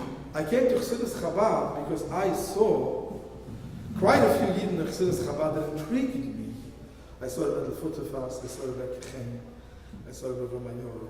I sat together with all of them for bringing for hours. I saw it at Yale, Abdul Chaim, and many, many more that I verbringed. And I saw this Yidden that Olam Hazeh wasn't Teifus Mokim at all. I cannot say that in other communities Olam Hazeh is not Teifus Mokim. It's all used for the good things. The Shabbos table is beautiful. Kindle again ongetan with very matching things. We covered Shabbos Kodesh. It's a beautiful thing. They use Olam Hazeh for Kedusha. But the Charon Kumandar, I didn't find these beautiful homes over here, and I didn't find anything. So I told this woman, perhaps you're talking about a different Lubavitch that I came to, that I know of, because I just sat the day before. I told her, I sat with somebody who stood in the same house as the Mendel Futterfast would stay every Tishri. And he told me that Mendel Futterfast was served for breakfast. I don't know when that was, when his Shachris was finished, I don't know exactly. But he was served an egg, piece of cake and a coffee. And he peeled the cake, peeled the egg, crumbled it into the coffee together with the cake. Don't ask me which bracha it was. I'm sure he knew his brachas very well. And that's how he ate. I told him, I never saw this anyplace else. I don't know which Lubavitch you came to, but I came to something else. But because of that, Barasi Yetzer Hara Tam Kinegta, that little mistake that we could all of a sudden make. No, we're open-minded people. We're not fanaticals. We are open-minded people. So just jumping the gun and running ahead, I wanted to talk about 4 or 5 subjects tonight to show the clarity between one and the other, or the dividing line. One of them we did now, at least, the idea of Welt. Bechlal. Abkeit from Welt. Keileilam or Teire Imada. Which are the two total opposites, and it seems like that everybody in between are the holy ones, and the one who's standing on this side is very close to the other side. And that is Tchilosan, and that is Sefer. Talking about open-mindedness that we all have today. People think because we are Chachma, Bin and Vadas, and therefore we understand. Like Havdul Chachma Bagoyim, it's a Chachma. As was very well expressed before, the difference between Emes, Teira, and Chachma. There is the Rebbe Rashab writes in Chanech Lanar. The Rebbe Rashab writes in Chanech Lanar that those who say that Yidden have blind faith because they just base everything on Amunah. Everything is based, and even those who do search is Da Asalikai Levicha. It's not your God. It's a Yerusha that you got from Matan Torah. It's Das Alekei Avicha. So the Friediger Rebbe says, if anybody would search for gold and diamonds, he sets aside $10 million for the project, and he goes to a place which tentatively the maps show that must be gold or diamonds there, and he starts digging. Now he's going to dig 100 meters, 200 meters, 500 meters. He spent already half of his budget, $5 million. Well, it's time to pack up and leave, because after all, how long are you going to search and lose all your resources? You can't continue like that. So your machlet, do is kein Gold nishto. It might be a half a meter away. But your das is too short, and your pocket is too short to reach that, so therefore it doesn't exist. You know, they tell a story. There was once a person who did research, and he wrote an entire essay. He took a glass box, he put in there a grasshopper.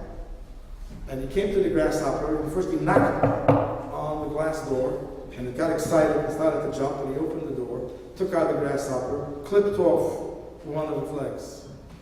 In pain, it went, put it back, and it started jumping from pain. Finally calmed down. And then he knocked again on the door. You know by now what happened. He got so frightened, he knows what's coming. Sure enough, he took it out, clipped off the very next leg. And so he did repeatedly many times. I don't know exactly how many legs the grasshopper has. Is it 7 or 8? And when it came after the 8th leg, before that, he was on his last leg, as they say. You know? And he knocked on that, he jumped on this leg like going crazy. And then finally he clipped off the last leg, put it back in, and he knocks on the window. No movement. It's not jumping anymore. So he went and he wrote an essay based on his clinical studies, based on his research, that it must be that grasshoppers hear with their legs. And as soon as the last leg is gone, they can't hear anymore the knocking on the window. That's Zeichel Enushi. Chochma Bagoy. Maybe Tom, as I said, believe it. You know? And so on and so forth. I told, but Barasi Teire, Barasi Yetzirah connected. Zel Mazel. We are Chochma Bin Das. We're not Chagas. We're not just instinctive people. We don't patch with the headstammers. Wir sind nicht etwas Harziger. We're Bala Seichel, Bala Das, and everything we do has to be durchgetragen. And through his Beinis, Shogidelos, Amuker, the Alter Rebbe explains. So how can you come and just do that with just one hand?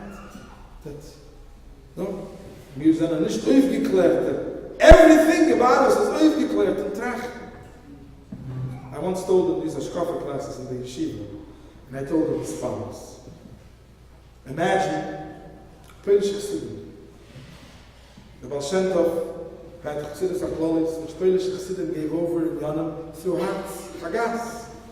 Reb Chaim Chaikel started davening, as the Alter Rebbe said, Chaikel davening.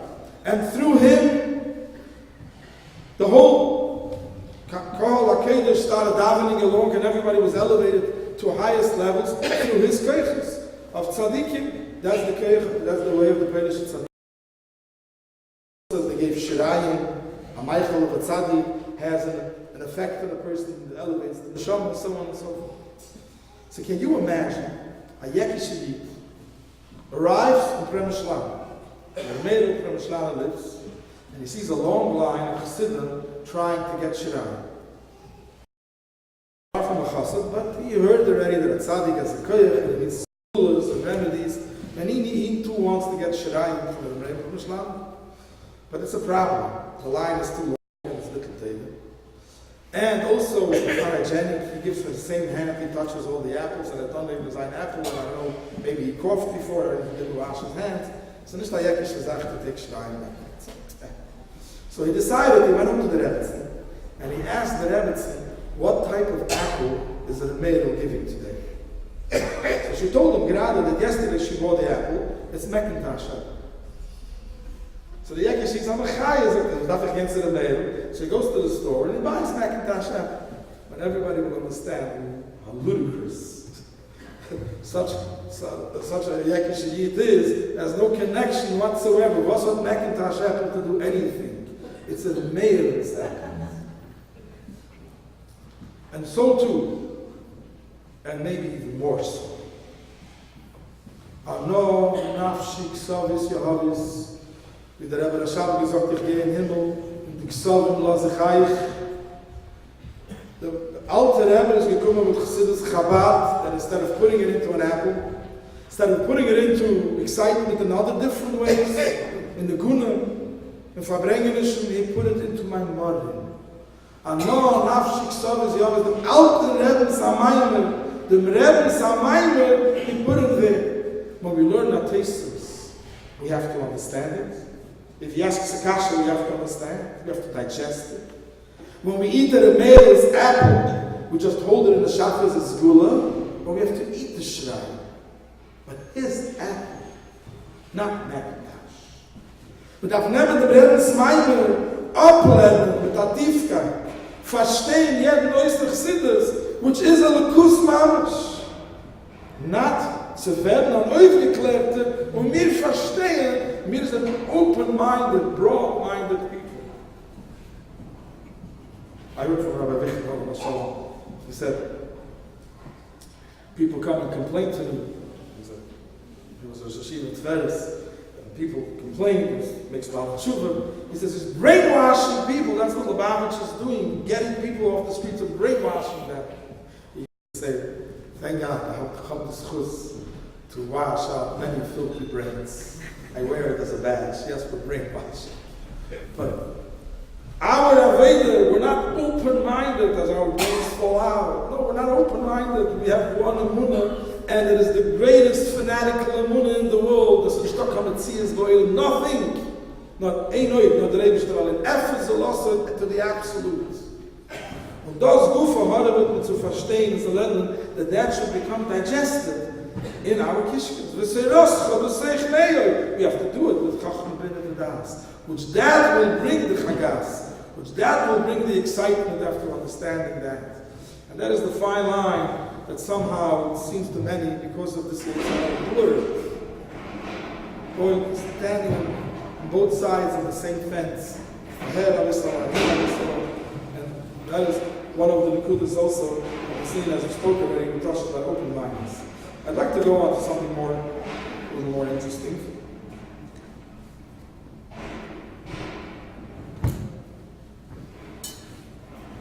People run to therapists today.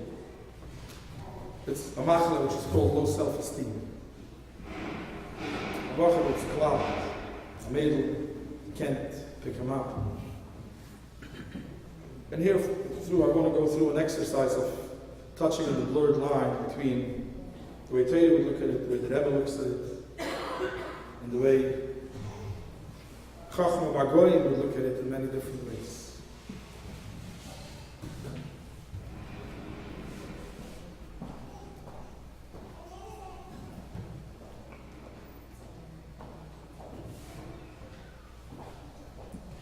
I'll begin with something which we could use for ourselves, for our children. We could use it in many different areas.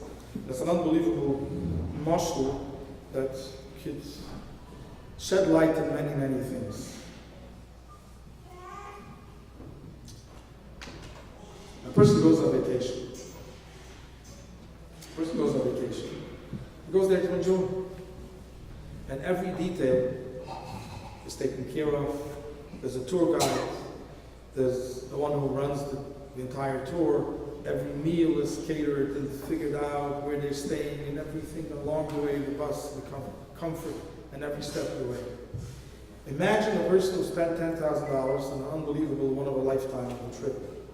He went to some exotic place and it was beautiful. He was there for 14 days and everything went gewaldig.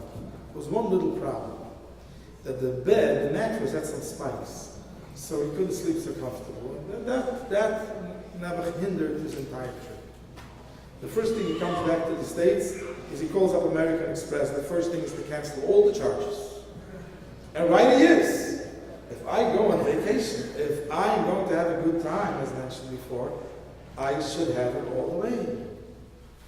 What does it mean that my needs were not met? What does it mean that I was uncomfortable in a few moments in life? If that's what life is, then you need therapists every day and every moment, and nothing will work. Because anybody who has 100 wants 200, and if he has 1 million, he needs 2 million. He's poorer than the poor beggar who's missing 10 cents.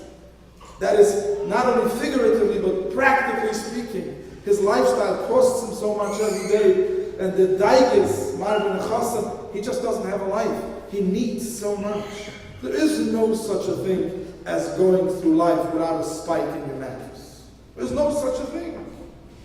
And if you try to find it and to explain it, if I am here on vacation, it's a gewaldige kasha, and nobody will answer it. You'll smoothen it, you'll make me look the other way, you'll give me courage how to overcome it. You'll do all kinds of techniques, and I'm not a maven in all kinds of techniques. Maybe some of them are very good. And temporary, maybe sometimes somebody needs it because he's so wasted was. But it's all Chachma Bar. Imagine a soldier in Afghanistan. And he's from the Navy SEALs, and his only mission in the world is to get Osama bin Laden. That's all he has in his life. That's all he lives for. And it's for the 14th night that he's in a ditch, because he can't raise his head above the ground because the bullets flying all over. But he's a block away from Osama bin Laden, and he would not move from his post. Can you imagine him coming out and saying, my back hurts. It was so terrible. That's what he lives for. That was his mission. This is who I am. This is my badge, my pride, my joy. This is all who I am. He doesn't need a therapist. He He could tell the therapist much more than the therapist ever knows. You know, they tell the story that there was a man who won $1 million and they were so scared not to tell him he had a weak heart, so they got a therapist to tell it to him. And the therapist asked him a question. How's life? You ever buy lottery tickets? Of course, yes. Did you lately buy? Yes. And if you would win $25 million, would you give for my worthy cause? You know, I'm helping so many people. Would you give me $8 million? And you know, would have, should have is an easy thing. Before you win, you're the biggest giver. You can give everything. He said, maybe not 8 million, but 5 million I should give you. You're such a worthy cause, of course. So he said, excuse me, are you serious? He said, yes, you're such a nice guy. Yes, can you sign on this on a paper? Why not? Would have, should have. Took a piece of paper, and as soon as he started signing, the therapist fainted. And then he knew that he won $25 million. If we come to Elam Hazard, Welt is Welt, vacation is vacation, then you need a therapist, because there are too many spikes. Too many spikes. If you're a soldier in Afghanistan, if this is your life, we have a mission in life. And this is who we are. And if you want, you can extrapolate with this muscle and go through the entire spectrum of Judaism. You have people who come to Afghanistan. It's a beautiful country with a lot of mountains, exotic places, and they come for vacation. They have problems because they're troubled, Agnes Nefesh, and so on. There are people who come to Afghanistan, civil engineers working for the American government. They don't come for vacation. They're coming with a mission to make a money. You and me have a job here in New York. His job is overseas. He's paid by the government, but he's a civil engineer. He's not enlisted in the army. He's not even a volunteer. He's a private employee working for the government. You can imagine. Then you have a person who is an employee. He works. He's enlisted in the army. His job is to work for the army. That's his mission in life. But he watches every day his brownie points. What did I do right? For what will I get this medal? For what will I get that medal? And so on and so forth. And then you have that man who's lying in the ditch and has nothing else in his mind. There's nothing else. I need to get some of the money. This is what I live for. This is my life. If you want, you can hear this Goyishkeit. You can hear vacationing, Rahman al-Islam, the person without the oil of Teda, which has nothing, it has Ich Rich. Then you can hear a person, to go to light. I'm going to help out. But what is there for me? I need my paycheck. Ich bin done, ich bin gegangen, what ich will haben. You might say, about Orthodoxy, it's got to light. I'm there, I have my hotel room, I have my enjoyments every night. I give 7-8 hours a day as a very good employee. I work for the government. And then you have a soldier who knows this is my mission. But in that kufa, is it counting your brownie points for Elam Haba? Or is it what the Rebbe said 1,000 or 100,000 times over and over? Ani nivreisi, the Shamash is kaini, and the Rebbe was never satisfied with that nusach either. The Rebbe always repeated. Of the other girsa, Ani loy nivreisi, elo, the Shamash is kaini. You go through such a gisha, this answers so many questions. But let's come back to the idea of low self-esteem, which is a little bit not exactly the same concept as comfort and other things a person suffers. He's broken, he doesn't feel, he looks all his chaverim and they are uplifted and they have a goal and a drive, and he doesn't have a drive, he's geitnish. And he's takabak, Allah yitzlach, shlumi, he's a geitnish. There's a sikh of the Rebbe said once, if you want to have your own self-esteem, how high could your esteem be if you're karutz mechayim, a gush offer, you say them they offer, you say they offer, how high could the esteem be? But if your esteem is that you're an evet lemelech, evet melech melech. If you are a servant of melech, malcha, malcha, markadosh, baruch, the sky isn't the limit. It's Atzilus isn't the limit. It's the Eibush that Alein, Ein Soif. That's our esteem. Can you imagine? I was once in the Chabad house, and somebody asked me in the Chabad house an interesting question. She said, how do you describe to the outside world? That was a person from the outside world as well, but seemingly she's not asking for herself, like the story with the Rebbe Marash, Satan. How can you describe for people who are secular or never learned Torah, that v'hoyu melachim u'nayich, that all the goyim will become servants to Yidden and they will all be there for Yidden? You know how chauvinistic, how biased that statement is? How can you say? And especially in a world of egotism. I'm sorry, a world which is egotism, but it's a world of egalitarianism. Everybody's equal. Men, women. Everybody, whatever you want, you're a Kohen, I want to be a Kohen, you're a Levi, I want to be a Levi too. Why am I not a Levi? Why am I not a Kohen? And all these types of things which does not exist in the army. It exists when I go on vacation. Oh, your bed is good, I want that too. Your room is a nicer room than mine, I want that too. And so on and so forth. Because when I live for Ich, that's how I want to be equal. If we all live for a mission, the government needs an air force, it needs an army, it needs a naval base, and whenever I was chosen to be, that is the greatest place on earth, that is the greatest mission I was given, because Eved Melech, this is my greatest pride. I explained this woman, she came to Chabad house a lot, she understood already a concept of whatever. I asked her one question, I would like to ask you a question. If Rabbi Chadika, well, Mashallah, picks up a phone to me, talking 30 years ago, picks up a phone to me and says, I'm David, the Rebbe decided he needs another secretary. Can I know the letters that come in every day? It's not like it used to be, we need another person. What would be my first question I ask him? What is my paycheck?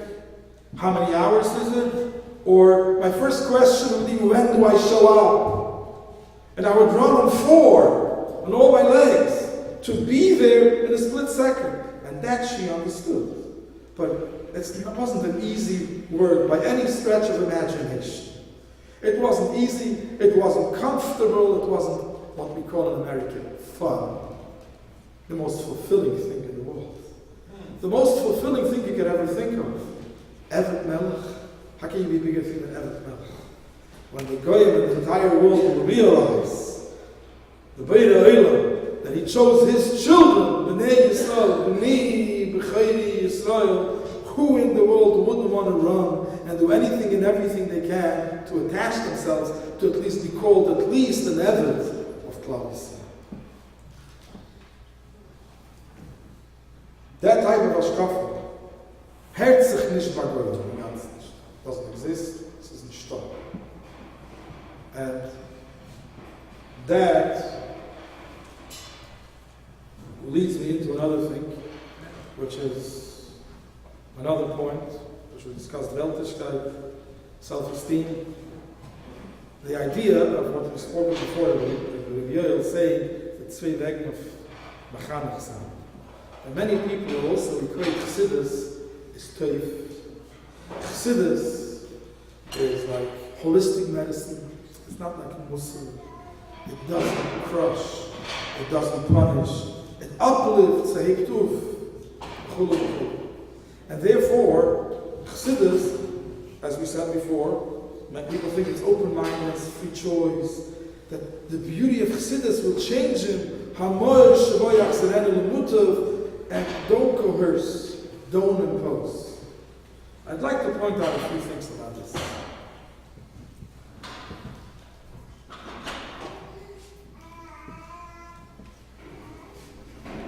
The Rebbe gave the Torah to the Yidden. The Yidden said that's the mission. And to the extent that the Malachim lost it, they lost it. And they got 2 crowns for it. Echet Keneged Nasa, Echet Keneged Nishma.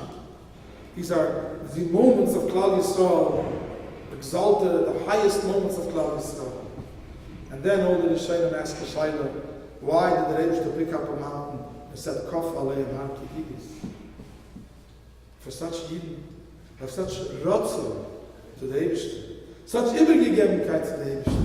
Why the necessity of Kof Aleim Har Kihidis? The Rishonim ask the Tosfos, and they ask the Shabbat, the Shabbat, different terutzim. And the Pshat HaPashut, Torah wasn't given only to follow your mood. If you choose so, if you're in the mood, then you'll do it. And Chaz v'Shalom, at Shamela ben Siboy nirdu nosa neiche, 40 days later, was an Eichel. I'm not in the mood. Absolute truthness doesn't depend on my mood. And here is the divide between an Om Levodo and Yishkin and Vagoyim Lo Yischashav. Vagoyim, there is no such a concept of absolute truth. Who am I to impose on my child anything? Who am I to say what's moral, what's ethical, what's right? It changes, the consensus of people changes in every generation. It changes by the moment, it changes by popularity and so on and so forth. As the famous person said, when my child will be 16, I had to hear it in the Chabad many times. I don't impose. That's not truth, that's not Torah, that's not Yiddishkeit. I don't impose. I will present both of them to my child when he's 16. I'll give him a sikha, I'll give him a sefer, a book in English that talks about Judaism, and I'll give him the wall, and he'll have seichel, he'll choose. And you know it's hilarious. You know exactly what this child is going to choose when he is 16. You know? We know exactly what it's going to be. I told the story many times before here of this famous professor who taught this new way of professing and teaching that you cannot impose anything. There is no absolute truth. You could convince, you could teach, you could try to explain, and if he chooses so, he'll do it. So the 1,000 people sitting there, and the guy in the back, and Yidel raises his hand and he says, Professor, is it true that you never reprimanded your children? Is it true that you never imposed anything? You never spanked the child? He's totally lost. Caught off guard. He says, me? Coercing? Spanking? No. Seldomly. Almost never. Rarely, seldomly. And if when, it was only in self-defense. That's the idea of such type of thing. It's only in self-defense. Because Torah has something that nobody in the world has, as mentioned before, emes, absoluteness. We can give over to our children something which is absolute. It's not a question, it's not hesitant. It's stated in the Sinai, it's going back 3,500 years, which nobody has. And yes, a guy has a problem with that. Somebody told me it's a true story. Somebody told me that she was in a college. It was actually one of the so-called kosher colleges. It was only for girls or something. And they made everybody write an essay. It was a teacher who wanted them to write an essay. The essay was about your difficult times in childhood and how you were abused by your parents. That was the story. So everybody wrote pages and pages. And she wrote a few lines. I had the best parents in the world. Never abused me. They gave me the best life in the world. And I really can't thank him enough for it. And she got a C- and a big sign red over there, you live in denial. Nice to show you. And the professor was right. 100% right. Because if you live in a Goyish world, when there's no absolute, who knows what's right? It changes every day. Society changes. So if you're an idealistic person, for sure you're coercing your children wrong things. You're teaching them one set of rules which tomorrow will be absolutely taboo. I went home with my children. They had some nasal congestion, and the doctor told me you must use a vaporizer at night. I asked him, cold vaporizer or the hot one? He smiled. He said, Rabbi, for this year it's a cold vaporizer. Next year I don't know. That's the protocol today. You know, that's even science. Forget about ideals, isms, beliefs, morals, ethics. We know that. When people ask me in the Chabad this week Shabbos about korbanos, how could Judaism teach that? Slaughtering animals. You know, I'm not going to go through the whole thing. It took an hour. But I just told them one thing. We are walking on the most solid bridge in the world. You don't have clarity in this. Because when you speak about filet mignon, mouth-watering, or talking about a pastrami sandwich, what you're saying is that somebody raised a little goat, a little lamb, so with tender love and care, only to slaughter it one day. But for rituals, no, God forbid. So you're totally confused. We go on a solid bridge. Hashem gave us the world, and He told us the purpose of everything. And you know the purpose of animals, that it's to bring it up to chai, to medaber, and so on and so forth. We don't have that confusion. But I asked them a question. Don't you think that because what you think is immoral is really immoral? Let me ask you something. And I asked the lawyer. Let me ask you. Is slavery moral or immoral? Just unequivocally. It's absolutely immoral. I said 100 years ago, was it also 200 years ago in America? No, of course, we learned, we evolved. It's evolution. Of course, we become civilized more. I said, yes. I went to visit as a chaplain to a penitentiary to a correctional facility. It wasn't a maximum security facility. It was a federal prison for people who cheated on taxes, something like that. And there were 2 people sleeping in one cell. And excuse me, please pardon me, but it's a true story, and 1 bathroom in the room, but no mechitzas. And you tell me there's no slavery in America, because you decided to call it a correctional facility. The Torah said if somebody stole money, that you should take him and sell him, and he would work and pay back from the money that he gets, or from the labor that he gets, and will pay back his slave. And that is immoral. But to denigrate a person to that level, lock him up for 27 years, and put him in such a place, and you have the guidelines of morality, and there's a shaila on doing karbanos. So we see how we go. So a Yid doesn't have Torah, doesn't have any absoluteness. And yes, he violated his children left and right. Anything he told them was wrong. Especially if he's not an idealistic person, he's clashing with him every time. Anytime the father wants to go on vacation, he has 3 children at home, he can't go. Also, we'll hire a babysitter, and they suffer for 3 weeks. And it's all about me and you, egalitarianism, and who comes first. It's all about clashes. But if you live such a life of Torah, with clarity of Torah, you're the most solid bridge in the world. And yes, it's not called imposing. I remember we were sitting last year in Morristown, in Shabbos Achmas. We go down at Wolberg from Manchester. And we chazet a gewaltige word of Kof Aleim Har Kigigis. An unbelievable word to read. Kof Aleim Har Kigigis, and he said it in a beautiful mashal. He said, Kof Aleim Har Kigigis. He says, imagine the Rebbe calling you, when you chiddush, and the Rebbe tells you, Shmeri, I need a shliach in this and this shtetl. Do me a favor, it's urgent. Go home, imluch b'de visru, discuss it with your wife, and I need an answer by tomorrow. I'm sure this chassid is elated. The Rebbe picked on me, handpicked, asked me to do something. And of course, there's no shayla that he goes home before he even asked his wife. The answer is written back, yes, of course, yes, I'm ready, I'm running. But then, there's another chassid who walks into Yechidus, and the Rebbe says, I need a shliach in such and such a place, a very difficult place, but nobody can do it, only you. And so I'm going to go home and tell your wife that you're going. I would like to know which shliach would be prouder, first or the second. Kof Aleim Har Kigigis, you can't force a neighbor's child.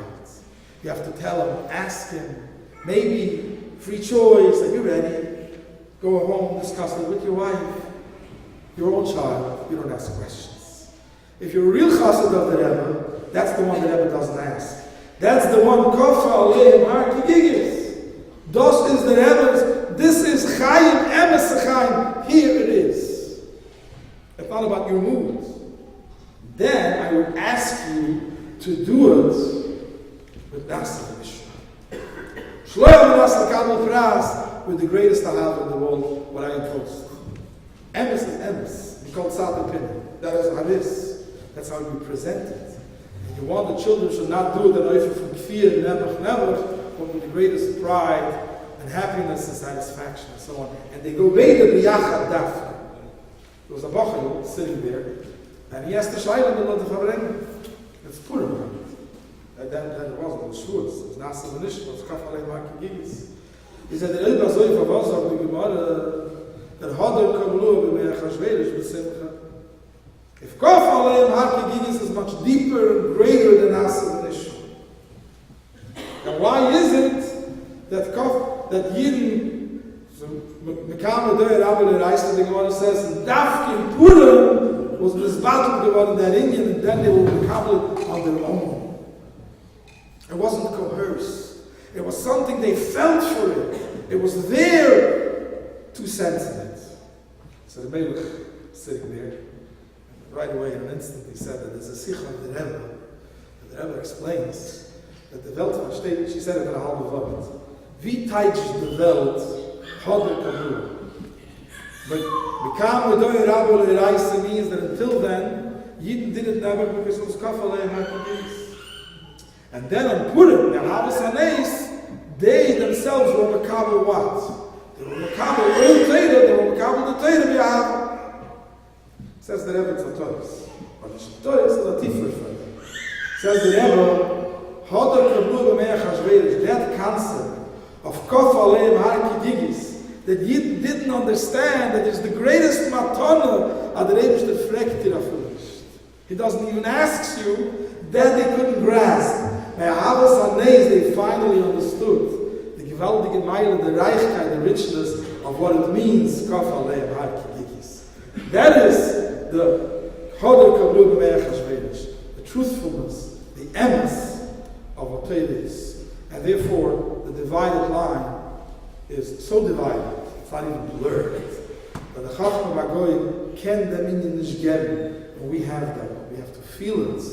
We have to give it over in such a way as discussed before. I don't want to repeat. And finally, I just want to finish off with one little thing. It will be the final thing. With the idea of what I mentioned before, the idea of fun. A person who goes on vacation goes for fun. A person who goes to Afghanistan doesn't go for fun. Goes for fulfillment. We have to teach our children. I am not even sure which word is the Yiddish word for fun. Please raise your hand if any Yiddishist around. Ich weiß is the word for fun in Yiddish. My parents didn't teach it to me.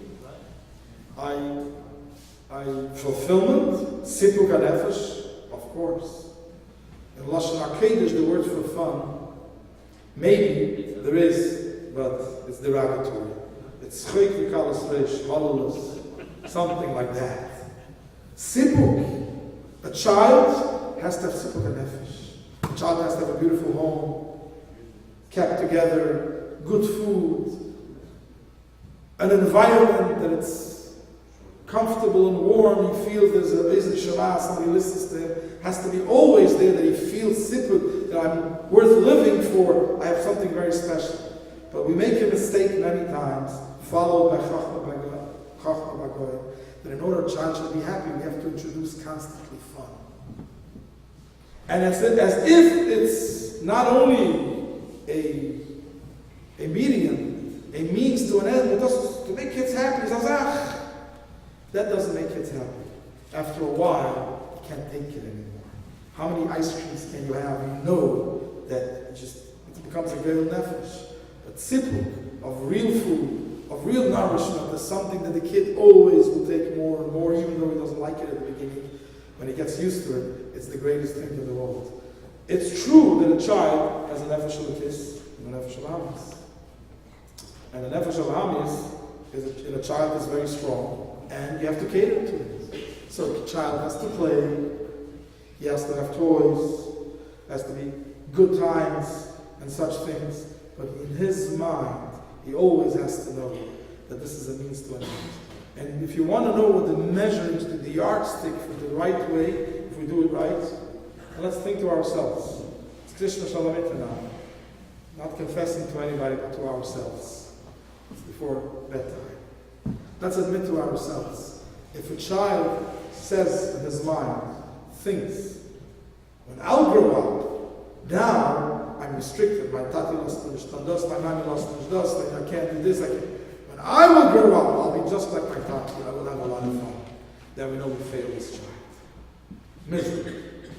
And this child will see, my tata left with a mission. My mama left with a mission. And with Sipur Dachayim, I always ask Bachar in the yeshiva. Nach Achman al-Islam, when the Bachar Nebuchadnezzar wanted to leave, I asked him, what do you want to do? Want to have fun? You want to enjoy life? So you're going to go to Manhattan every night and have nightlife? I want to ask you, tell me the honest truth between you and your very etzem, your very soul. Do you think you're going to be happier than a Mendel Futterfass ever was in his life? You're going to be happier than a Mendel Futterfass was when he was in the dungeon and the cell in Siberia. And all of them agree, no. Did you see a verquetschte person, a zerbrochene mensch, after being 9 years in jail, 70 years away from a family? So gelachen with the greatest sipper of nefesh. If a child realizes I'm a child, I can't learn a whole day. And so to an adult takes a vacation day, I'm not going to deny it.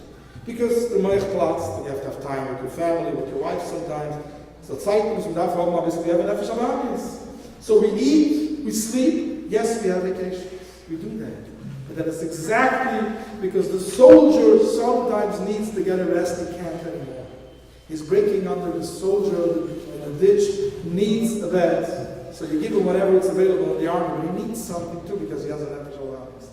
But at the moment the child that had a white daughter on vacation, and I'm waiting for the day, Masai, Yagia, Maisai, Abuisai, that he would find. That he didn't hear Avedis Hashem. These are two distinct, two separate things. So the Rebbe Shtehar, that we shouldn't allow the Kluginkir, the Yitzhak and Zacharaycha, and blurred all these things which were so clear by Chassidus. And unfortunately, that America, because the Hakshama, what it did was, we're learning Chassidus. And we're learning, the Rebbe's Chassidus, we're learning the Reichste Yanim of the Welt. But the Hakshama could make something blurred. And if you have a cataract, the very same thing which is so sweet and so beautiful looks blurred and you don't see the light. The cataract. America is nicht anders, it's selbe Chassidus. The same goal that it was for those Chassidim, Chanyakishkeit, and the goal is given and no Avda the Kutshabrichu. This was the greatest cyclical life that is the very same Ano Avda today. Yes, we could give it over. Finish off with the story, the famous story of the Baal Shem Tov. When the Baal Shem Tov Chassidim came and they started dancing and davening. And they started having a Sipur Achayim from Iskafir. A Sipur Achayim from Avedis Hashem. At that moment, the Snagman didn't know what to do with themselves. They started making fun. A chassid steht in one winkel, and then you find him in another winkel like in Rebbe Akiva. And the Baal Shem Tov said the famous mashal that there was a fellow who was sitting with professors, a very deep thinker, a philosopher, but unfortunately he was deaf. And he was sitting at a banquet, and they were serving the finest food in the world, and they were sitting discussing the most profound, deepest ideas, but all of a sudden, he lost it. He realized that the symphony of a 60-piece band came up on stage, and all of his friends, all of these deep thinkers, philosophers, all of a sudden dropped the fork with the knife, and all took to the dance floor. And they all perfectly sane people became insane in a second. They all started going like this, I like that, I like this, I like that. And he didn't know what to do. And the Baal Shem Tov said, you will never explain this fellow. Never in your life will you answer the question. Just unclog his ears. Make sure that he too is tuned in to the very same music that the Neshama hears. And you will see that he too will take the dance floor and do exactly the same thing. We have to know, our children have Neshama. Chassidus deals with Neshama. Chassidus deals with Neshama. And I told children many times, I'm telling them, I don't feel it.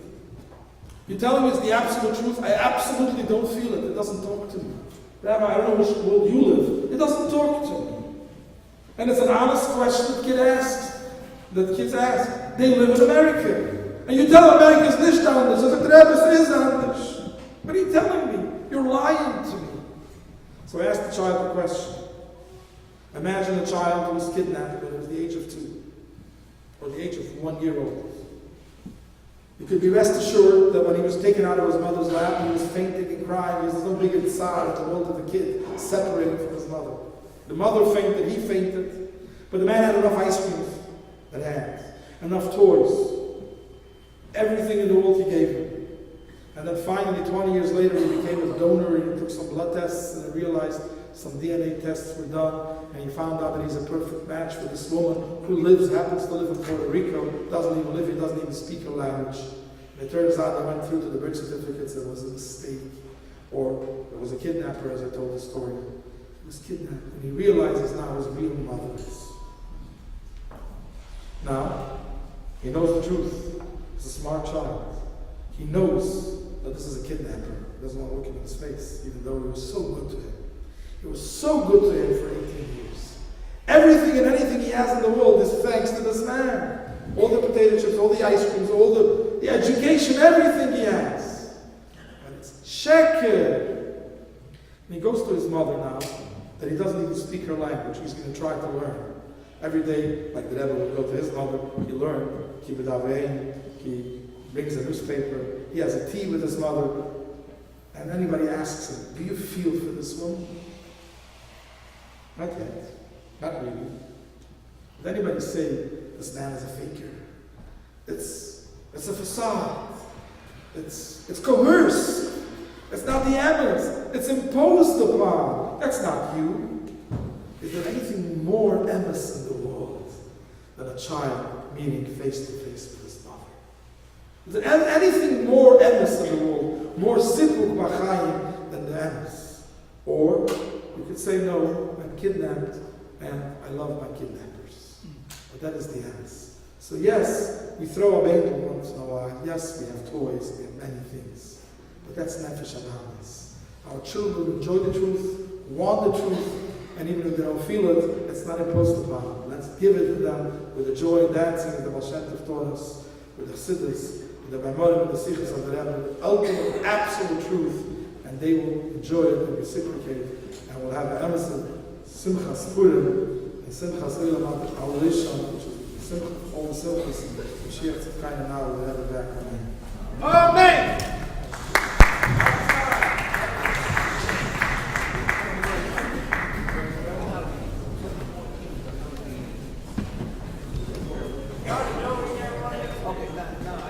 Thank you very much for the guns.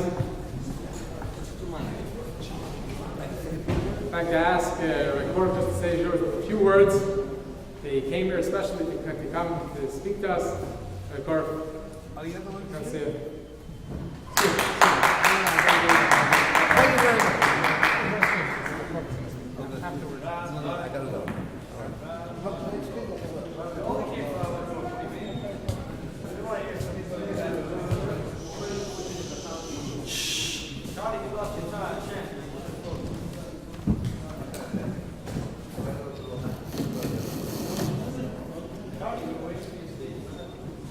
Davor, Israel אחרי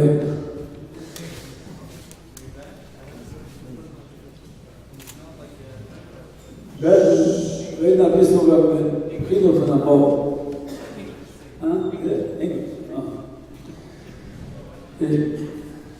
Speak about the Kilo time ago. About one good started a story what happened. The story that my last told to the Rebbe Rashab told the Friediger. It was a Mohammed, this is Hebrew. It was a Mohammed. It could be a Mohammed of all the children. You have more parnosim, more skills. But they choose to be a Mohammed of small children, to be Mechanel them, to give them, to Mechanel them in Yiddishkeit, at Chassidus. And he was, the Amara said, he was made Adorim, a period of 50 years, I think. Adorim, from children with Gorat, who needs Chinuch, said, oh, wouldn't take away that what they was macabre for this teaching. What I want to bring up at the point, as Amram teaching is not only teaching to learn Chumash, Gemara, Tesis, but it's also in for Chinuch.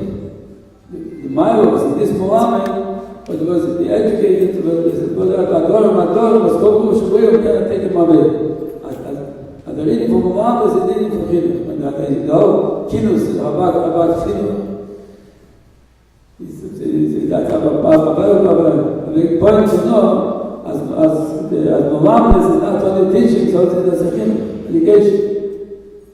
Remember that the whole Teitel was telling us, it was Muhammad by down to the Muhammad, about that, as when they teach, give a shir, and to be able to fabric with the shir, to give Muhammad the children, tell him, as he's Rosh Hashanah, Mahuiwa, Chache, he was fabric by the shir, he was fabric. That means that was Chinuch was even Rosh Hashanah, not only that, the Ramadan Muhammad for young children, but they were Rosh Hashanah, was also not only teaching, was also in the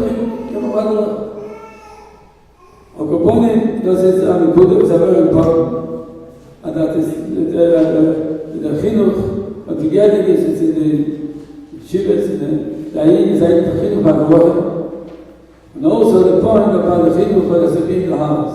It was mentioned before, about that the father should care about the unholy the child, to look at every plant, Mashgiach every plant, to see, teach him how to behave, to get the money, to say brachas, to take care of him. Chinuch is in the house a lot. The Rebbe was magish about the infant, the Shabbos teach.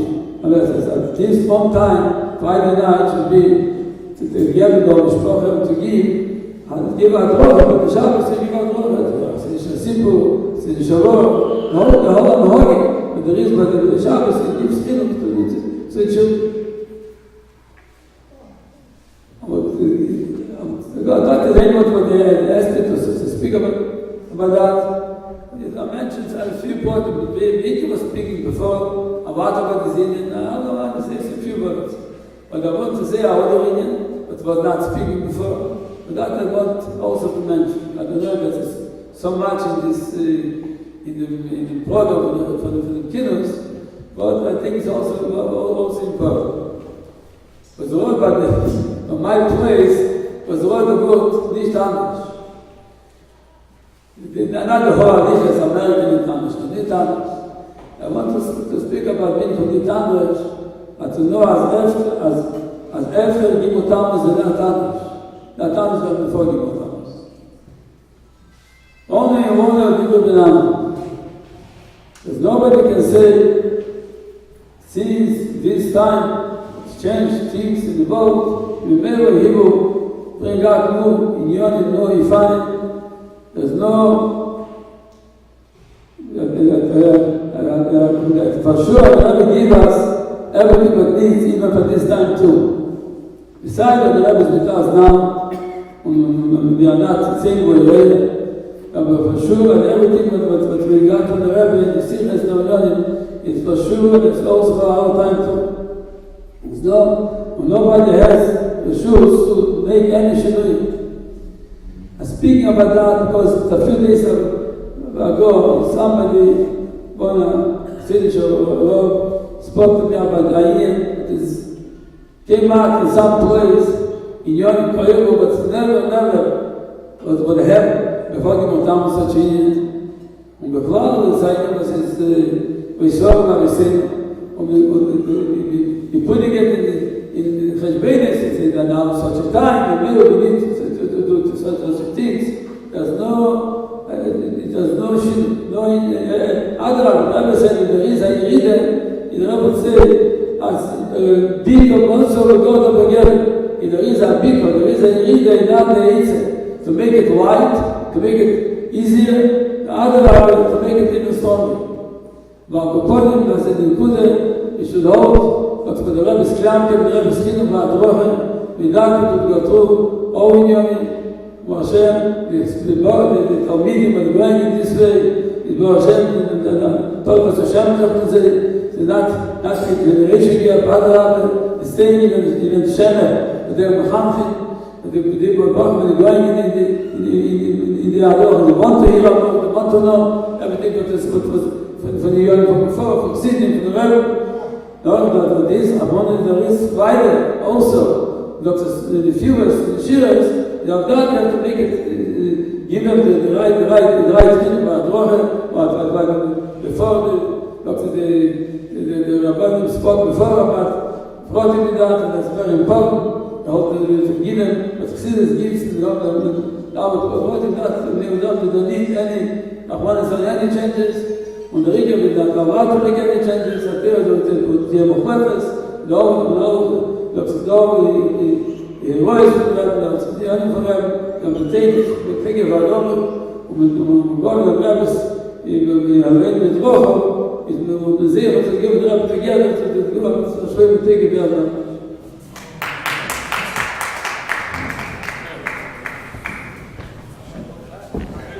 Thank you very much for coming. Thank you very much for all those that helped arranging the evening tonight. And,